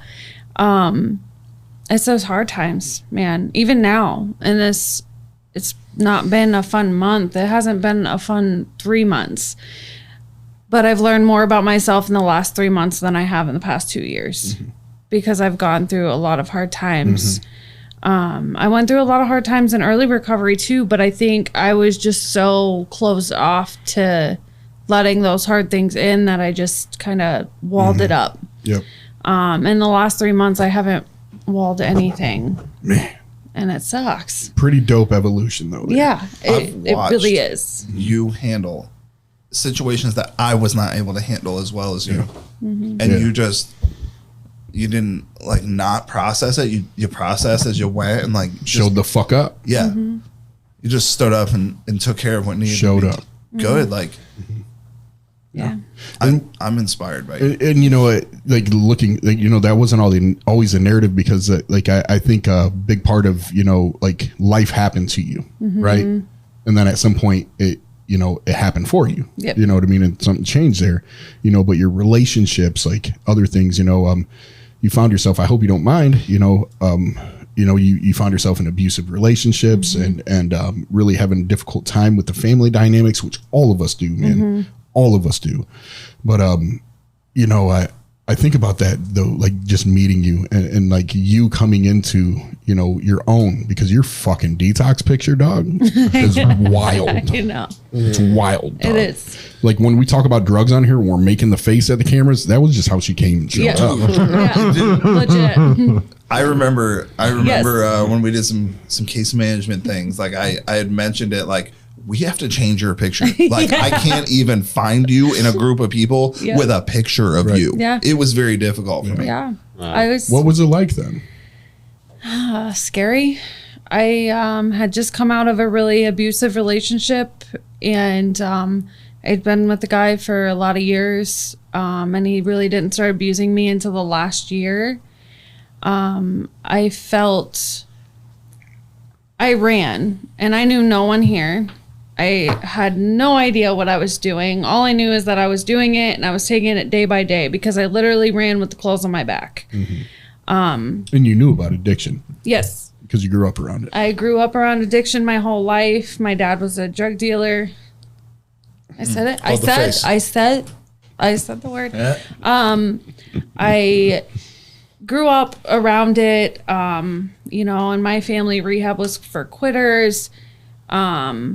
You didn't quit. You just handled your business and went on. But they had never really met heroin. You know, they had met alcohol, cocaine, crack even, but never heroin. Opiates, most of them were prescribed. So they didn't see it like that. My dad comes into play in my story a lot because he was sick my whole life. So he was prescribed his pain medication and also sold it, and among a lot of other things. And growing up, you know, that's the life that I learned how to live. I learned how to live on the street, not living on the street. I learned how to not show emotion and not open myself up because situations that I was in were not safe. So I had to become a different person. So I had to try to be me with my mom, but also be this other person that showed no emotion, no nothing. And then it got to a point where I couldn't even show emotion with my mom because she was just in her own addiction with alcohol. And so there was no place for me to outlet any of that. So I just kind of closed up and I stopped showing emotion. I stopped crying. All I had was anger. And I was literally having a conversation with someone earlier about how I'm today even scared to let that anger out because it turns me bitter very quickly, because it consumes me. And part of that is not really trusting myself fully yet in that. And I think it's just because since I was 7 years old, I was taught you don't show emotion. You don't let someone know how you're feeling. Don't, any of that. But also my dad was the person that I went to for everything. I could show emotion with him, but only him. That's it. So I went to him with everything. And so over the years, I had a lot of resentments build up against my dad for all of those things. And I was very angry. And I said some very terrible things to him. Very awful, terrible, unthinkable things. And then he died 2 days later. And that changed me as a person, which is why I'm still to this day very conscious of what I say to people, because of that. And that was I swear that was the only good thing that came out of all of that, is that it taught me that I never know when the last time I'm going to talk to someone. So I'm very conscious about how I speak to people. And that's why I'm always so kind, even if someone is terrible to me. I'm still going to be kind to them because they're probably having a bad day, and just, I guess I'm not safe place for the day. I don't know. Yeah. But he died, and then that's when my addiction really, really took off. I was using for a long time before that, had been addicted to methadone and Xanax, and had no idea that it was even happening. All I know is I would wake up sick, and I didn't know why, because I was so young. And my dad would, just hand them to me like, oh, you have a period? Here you go. Like, you have cramps here. This will make you feel better. And it got to a point where I had no idea. And I think he knew, so he just cut it off. And then I had to just go through it, And I had no idea at that point. You know what I mean? Like, yes, I grew up around it. I seen it, but I didn't know what it was for me and what I was feeling. So when I got older and he died, that's when everything started to really pick up for me. And I went through a lot of terrible, terrible relationships. One abusive relationship after another. Never being able to just stand on my own 2 feet and have my own emotions and have my own feelings. And, it was always what the other person wanted or what they thought I should be feeling, or, whatever the case may be. Also, I was talking to someone earlier about the spiritual experience that I had before I even came into recovery. And I had no idea that it was until I was over a year sober when I realized this. The last time my ex-husband beat me up, he beat me up bad enough to where I ended up in the hospital. I was very fortunate that I only had internal bruising and, bruised head to toe, which is why my detox picture was so bad. You know? Yeah, dude. So what had happened is he had me on the ground, and I was praying really hard because he was screaming at me, telling me he was going to stomp my face in. This was my last day on earth, things like that, basically telling me he was going to end my life. And I looked up and I prayed, and there were just tears falling. And it was the first time I'd ever prayed in my life that I actually fucking meant it. I meant that shit. I meant it when I said, God, please don't let this happen. I'm ready. I want to change my life. I don't want to keep living this way. I want my life to get better, and I'm willing to do whatever it takes. And instead, he was running up on me, and instead of stomping my face in, he picked me up, took me inside, cleaned me up. I was able to get a hold of my mom. She came and got me, and that's when I said I ran with the clothes on my back because I didn't care about anything else except for getting out of that situation. It was time. Yes, it was definitely time. That was September 14th, 2020. I used one more time because I literally called every single place from Kenton, where I'm from, down to Tennessee. And no place would call me back. No place called me back. It was 2 days, and I was so sick. And I was so beat up that I had to call that same person that beat me up to bring me drugs because I couldn't do it. I was going insane. So he brought me drugs, and then Midwest happened to call that same fucking night. And it was like, okay, I need to go now. Mm-hmm. And they were like, we don't have any beds. And I was like, I started to cry, and I was like, I'm going to die. I'm going to die. I'm going to go back out and I'm going to die because I would rather die than keep having to live the way that I'm living. Mm-hmm. And the lady on the phone was like, give me 5 minutes. 2 minutes later, she was texting me places that had open beds. So I called Arrowhead, and I was there the next morning. And I said after detox, I was going to leave and I was going to go back home. 2 days before I left, I was like, oh, maybe I should stay. Maybe I should do the residential program.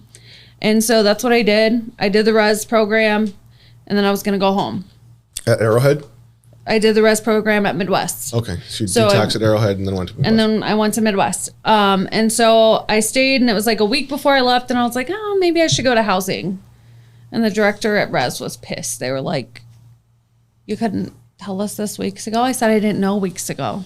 You know, I didn't. I'm sorry. But I need to go to housing. You know, as far away from home as possible. Yeah. So preferably Toledo. And they were like, okay. They got me in. 2 days later, I went to housing. I was like, okay, I'll do this 90 days and then I'll go home. And then that 90 days was up, and I was like, you know what? I think this is home. I think this is home now. And to this day, Toledo is home for me. I went through a lot to get here. 16 years of consistent shit, constant, all the time, bad situations. It was like once a week I was going through something terrible. Mm-hmm. You know, I was the cause of most of it, you know, and I know that today. But then I was like, why does this keep happening to me? Yeah. You know, and now I see other people in situations like that, and I'm like, oh, well, you know, I feel that. Yeah. I feel what you're saying. But if you really look at it, you're putting yourself in those situations. And just like I put myself in all those terrible situations. And I think because at the time I thought that's what I deserved. I thought that's how life went. Mm-hmm. I just thought that was my life. Bad things happened to me. Yeah. I mean, you know, even in sobriety, bad things have happened, but also amazing things have happened for me. Who's to say? Good or bad? Maybe. You're the only person that can make you a victim. You're the only person that can make yourself a victim. And I know you told me something one time. It's not happening to you. It's just happening. And that has stuck with me ever since. Is anything bad that's happening, it's not to me. It's just happening. You know, bad situations have happened, but not anything compared to what it was when I was in my active addiction. I've gone through situations with other people that suck and they're hard. And that's wild, though. Like, one of the promises is, like, we have a new attitude and outlook upon life, right? It's crazy that situations that would happen when we were, like, actively using or before this process and the spiritual experience or the psychic change or whatever we want to call it, right, when change manifests, you know, those same things can happen. Or they do happen. Life is happening right around me. You know, the world hasn't changed. We change. Like, we change. You know what I mean? And I think it's really dope. I was thinking when you said, like, why is this happening to me? Because there's a lot of times where I'd be like, man, fuck, why is this happening to me? Mm-hmm. And, like, my why is not, why is this happening to me? It's, man, I wonder why this is happening to me. Like, asking so I can find something through it instead of, like, allowing it to dominate me. My why is different, and like, why is this happening? You know what I mean? Yeah, for sure. And, like, and I've seen that a lot. And you've gone through hard times, and I'm a dickhead for this, but I believe it for myself. I'd be like, man, good for you for that hard time. You'd be like, I love that for you, and I would be like, I do not like you right now. Yeah, she'd be like, man, shit's fucked up, and I'm like, man, good for you, because it's so fucking necessary. Like, right? Like, facing hardships for us is like, yo, man, like, that's like the test. That's I the like essence. that. I like that for you. Good for you. I like that for you. How do I support you in this? Yeah. Well, I remember at 9 months sober, I was losing my mind, and you were like, I love this for you. And at the time, I was like, I hate this for me. I don't like this. I'm feeling, and it's no longer like this early recovery feeling. Like we're into some real shit now. Yeah. But what's dope is what you said is like, now that you went through the things, when you see other people, you can see it, which was happening to me with you, right? Like, man, I see you. Like, all right. But now I can say like those hard times are what, and I get why you said that now, because like the hard times are where I grow. That's like, because I can have good times all day long. We could sit here and laugh, but I mean, I can always learn something, but I'm going to learn that hard lesson in something that's hard to go through. Good times are easy to go through. Yeah. You know what I mean? They're easy to move through. They're easy to forget. A lot of times they're easy to like take for granted. You know, hard times, like they imprint on us, you know what I mean? And they're valuable. You know, that was a big thing for me, and it still is to this day. When I allow myself to take the V off my head and like look at it square, it's like, all right, man, like you're like life is showing up this way, and how can I like step into this, you know, in a way that's going to be productive for me and the people around me. And with you, man, you've shown up with a light heart, a tender heart. You've advocated for women. You stepped into like a role in the community and within like anybody that knows you, you know what I mean? And what you're saying is truth. Like I don't remember walking away from a situation with you where you've like lashed out at me, even when you were frustrated at times with some decisions I made. You've been like, hey, can we talk? You know what I mean? You've tried to understand, you know, and you know, you recently, like, you know, the way that you handled the situation recently, that's really been a big deal, you know, dude, like that's some heroic shit. Like I kept thinking in my head just for those split seconds is like, yo, you're a hero in many ways because of the way you showed up recently. And that's something that's how I want to show up. You know what I mean? I think you taught me and Jordan both that day something very, very special. You showed me that when you want to, things stop happening to you and start happening for you. Yeah. Like even the bad things are for you. Yeah. Yeah, man. What the fuck? Write that one down. Yes, write it down. Oh, there was bars, right? It was Liddy lit. Man, dude. Is that right? Lily lit. lit. Dude, I can't take it when you do that. I feel high. I'm gassed. For real. Well, you look This was high. Do I look high? Yeah, a little. Oh wait, I got high. That was one of them. I feel like that was just one of the most serious, deepest ones we've had. Man. Yeah. I mean it. I know. Like that was just rich. Yeah. That was like a piece of cheesecake. Like you're just done afterwards.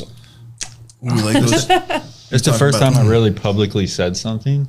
Yeah. And, you know, like nobody really knows anything about me. I don't feel like anybody does. Like they know do now. They know me, who I am today.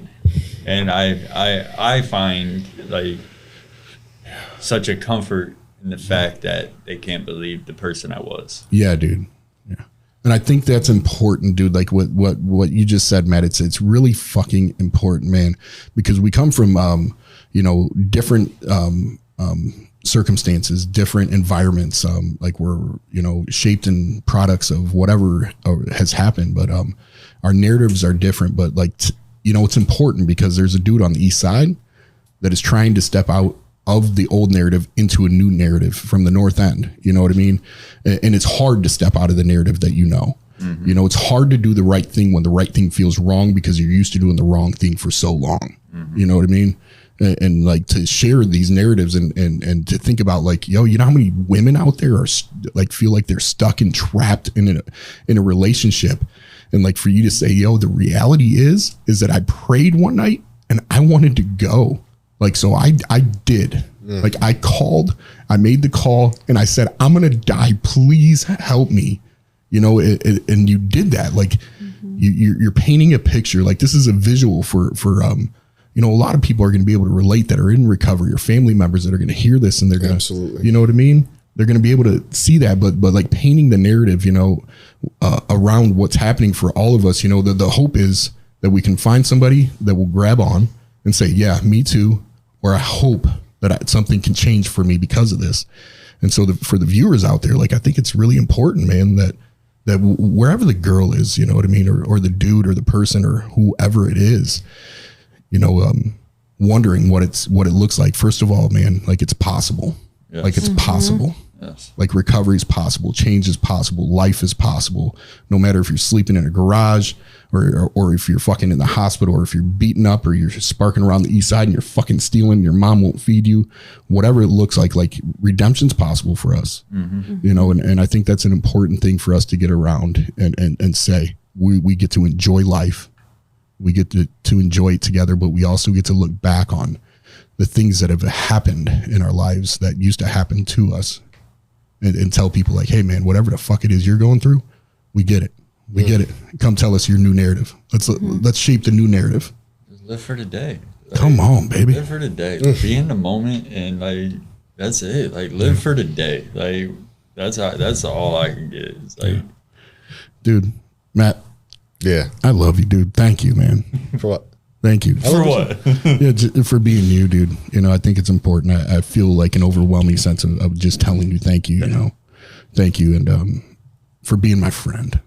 Of course, Thank bro. you for being. You need to thank me for that. I do. I just, it's me acknowledging, man. And I know you don't like taking it too much, man, that way, but it's important because we get to hear and listen to a lot of narratives on here, but the truth is your narrative, like, it was bleak.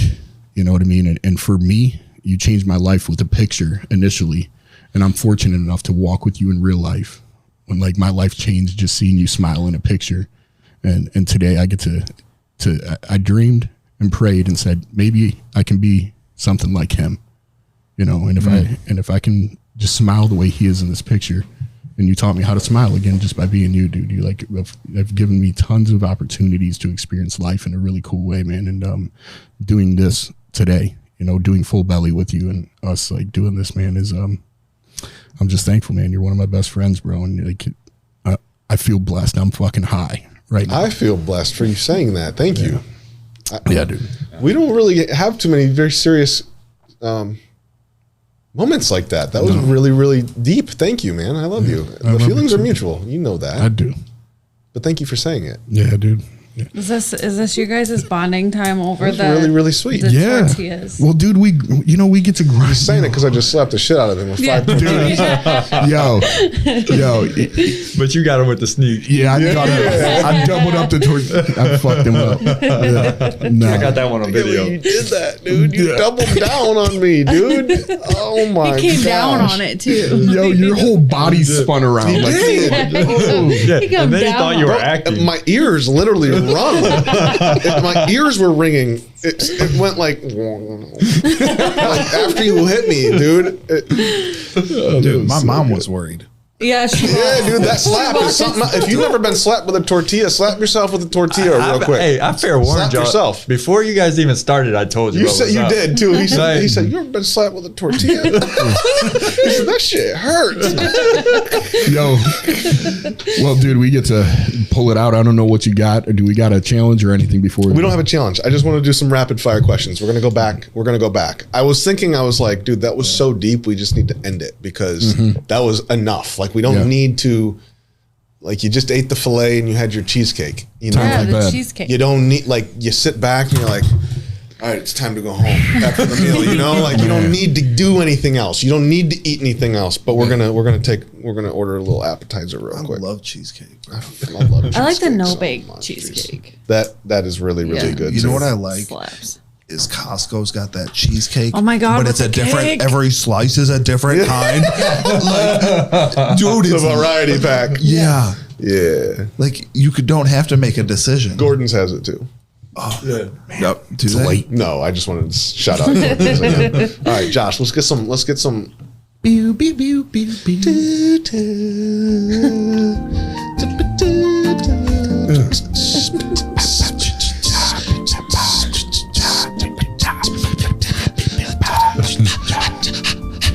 Guys, are you all right?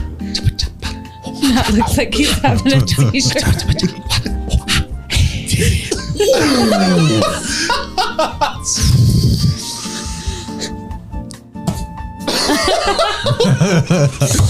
All right. Is that like a T-Rex handshake? Yeah, that's Yes. exactly what that is. Yeah, that's all you need is a little bit of. That's it. All right, we're gonna do just. I'm gonna ask questions to you guys, and you just have to answer right away. You can't think about it. Jordan's face. Jordan literally gasped, dude. He goes. Like, what the fuck So- are you about to Tell say? us all your secrets, Jordan. No, listen. Remember, you play the games. You're gonna get the prizes. We can edit this, right? If it, Yeah, you're good. I just gotta be really careful. No, we're not editing anything. no, Oh my god. we can, but we're I not. have to be careful too. Oh Jesus. Fine. Just flow, man. Flow. Feel it. I'm afraid y'all gonna see it. That's the problem. Just feel it. All right. Okay, ready? I want to close my eyes. It's a way to go. Jess, what's your favorite bad word? Fuck. I love this guy. Oh Jesus. Yeah, I'm closing my eyes. Jordan, Backstreet Boys or NSYNC? NSYNC. I said that so fast. NSYNC. Nick Lachey, 100%. Oh, that's my dude. You got so happy. I was That's like, 98 I was degrees, gonna isn't say, it? yes. Nick Lachey's 98 degrees. Yes, What the 98 fuck? degrees. Oh, never mind. Damn, Justin band, Timberlake. Still. You don't Justin even Timberlake. fucking drive a soul, bro. Bro, that's how into him I am. I don't even know what the fuck's going on in his life. It's just his name is Nick Lachey, and that's the one. That's it. You should have Alright. said 98 degrees. Josh, Britney Spears or Christina Aguilera? Oh, no, go. Christine. Christina? Yeah. Christina? Yeah. You fucked that up. Yeah. Dude, Yeah. Britney Spears was like real had to life think. crazy. Have you seen her Hold on. Instagram? Hold on. Shakira's the one with me. Yeah, Shakira. Yeah. She got the hips that don't lie. Yeah, boy, that's my. She was neither of them. Shakira. Yeah. Cindy Lauper.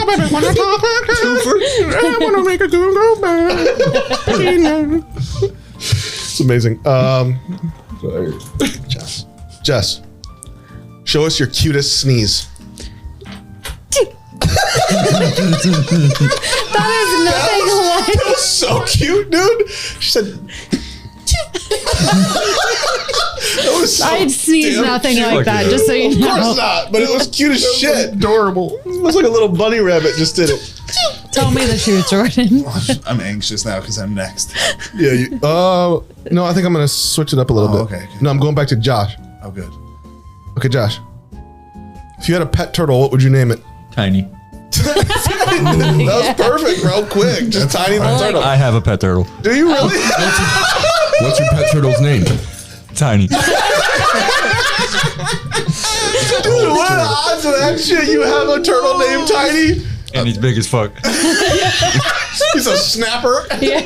He'll bite your he's finger up. Yeah, that boy's a He's a- snapper without a snapper, though. He ain't got no mouth. Yeah, yeah. So, I lied. I lied. It's One not of my those, turtle. one I of those slow inherited ass this sea turtle. turtles. It's been alive for 120 years. But it is. Wait, for real? You have a large turtle? It's a saltwater turtle. I know that. It's Does from it Florida. have I'm flaps? learning so much It's, about it's from you. Florida. fuck? Well, I kind of like inherited this turtle. That's amazing. Who inherits a turtle? Yeah. Josh well, does. People leave houses, cars, money, and he's over here like, I got this really cumbersome life. So what'd you leave for me, Uncle? Turtle. A turtle. Here's this. His name's Tiny. Yeah, you had to keep the name too. Here's this yellow belly snapper. Jordan, Oh, who's the worst person you know? me? I thought for sure it was going to be someone else. I thought you were gonna say something else too, but you said me. 100% me. Yep. Josh, boxers or briefs? Brief. Nice. Got that Jordan is a Nice. Nice. Prove it. Ooh, I like those. Nice. I like those the tall waistbands for sure. Jess, McDonald's or Burger King? McDonald's. Okay. Okay. All of us, every one of you, we're gonna go Jess, Jordan, Josh. you're at home protecting your family. An intruder is coming in, and the only thing that you can do, Knife. you can't do a weapon, you can't use words, you can only make an animal noise. Caca. Jordan, I was just gonna throw a baby. I did that. you have to make a noise, an animal noise specifically. Like a dog noise. Come on! Is that gonna scare somebody away?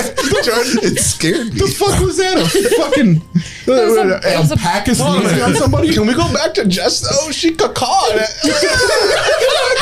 Yeah, that's making me run away. Yeah. It's just like, you know what'll really scare them? Better A get bird. Right? Better get the fuck out of here.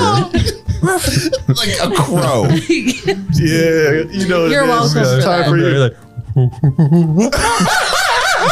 Damn, dude, that was so good, dude. That was a legit gorilla. Yeah. That was incredible. we out here. Man, I see you. That's Planet of the Apes. I'd run. Yeah, bro. Yeah, we out. Ooh, damn turp. We're Whoa. Where did that come from? Who Drop did it. that? Jordan? Josh. No. It's Josh. he's back there. Somebody He's doing let a things. dolphin in the I room. like dolphins. Who did that? We don't want to You start probably another like the dolphin. dolphin out dolphins because here, they bro. are rapers. Yeah, dolphins rape people. Yes, they are vicious rapers. Hold on a minute. Who made that sound? You did it, you little sneaky sneaker. Do that again. That was not it. I can't. How do you do that? I'm a dolphin. I said I'm a dolphin. I like it. That would definitely scare the intruder away. That would freak me I'm out. gonna If get I was an raped by intruder, I heard dolphins. that, I'd be like, what the fuck, dude? I wish I knew the happening noise here? a ferret makes or something. They don't make a noise. They just smell. Yeah. Yeah. I feel like they That'd be hiss good when they're enough. mad. They just shit. Said a lot. Piss. What about you, Matt? Yeah, what would your sound? Would you make the sound that Oscar makes?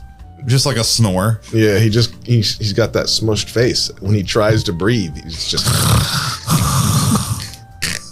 that's what he does. What? That's what he does, dude. What was that? How the fuck did you do that? We all need to spend more time with Oscar. Oscar's a really, really good person. Oscar is my spirit animal. Oscar is a great human being. He's not even a cat. He's a human with fur. Right. We all have. I mean, we all have hair. Yeah, exactly. mean, exactly. I shit in the litter box too. Yeah. Take it out. Whatever. It's easier. Yeah. Yeah. Prove it. It's the size of the cat.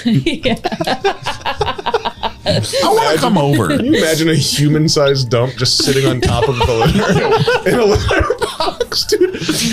Just sitting there, like Just do it for I the didn't- wife. I didn't cover it up Yeah. with the litter. It's That's just why sitting Oscar there. looks like he does. That's why he has that face, because he knows that when you get home, he's gonna have to go in there and cover the shit for you. Exactly. Just so mad. He's like He's wiping so your over ass. it. Man. He's like, I need a shovel to cover this thing up. You guys, this has been really fun. Thank you. Yeah, man. Thank you. We had to end it on a fun note. That was really good. That was a nice little rapid fire question. But seriously, thank you guys. I learned a lot about Thank you. all of you, and it was fun. And I have no doubt. Obviously, I mean, the main purpose that we do this is that. So if somebody's watching, doesn't matter where it is, I feel like there will be a lot of shares with this one specifically. You all have a ton of friends and a ton of people that love you. People are going to share this. Someone's going to watch this. Please share it. You know, and you know, hopefully someone reaches out, whether it's the mom that's, you know, needs to know about FAD that we talked about, or someone that's still using in Kenton, or someone that's on the north end, or someone that's living sober but hasn't really changed yet, and they don't want to step into that recovery community. You know, maybe they just don't know about it. Hopefully someone gets help. So if that is you, call us 844-561-LIFE.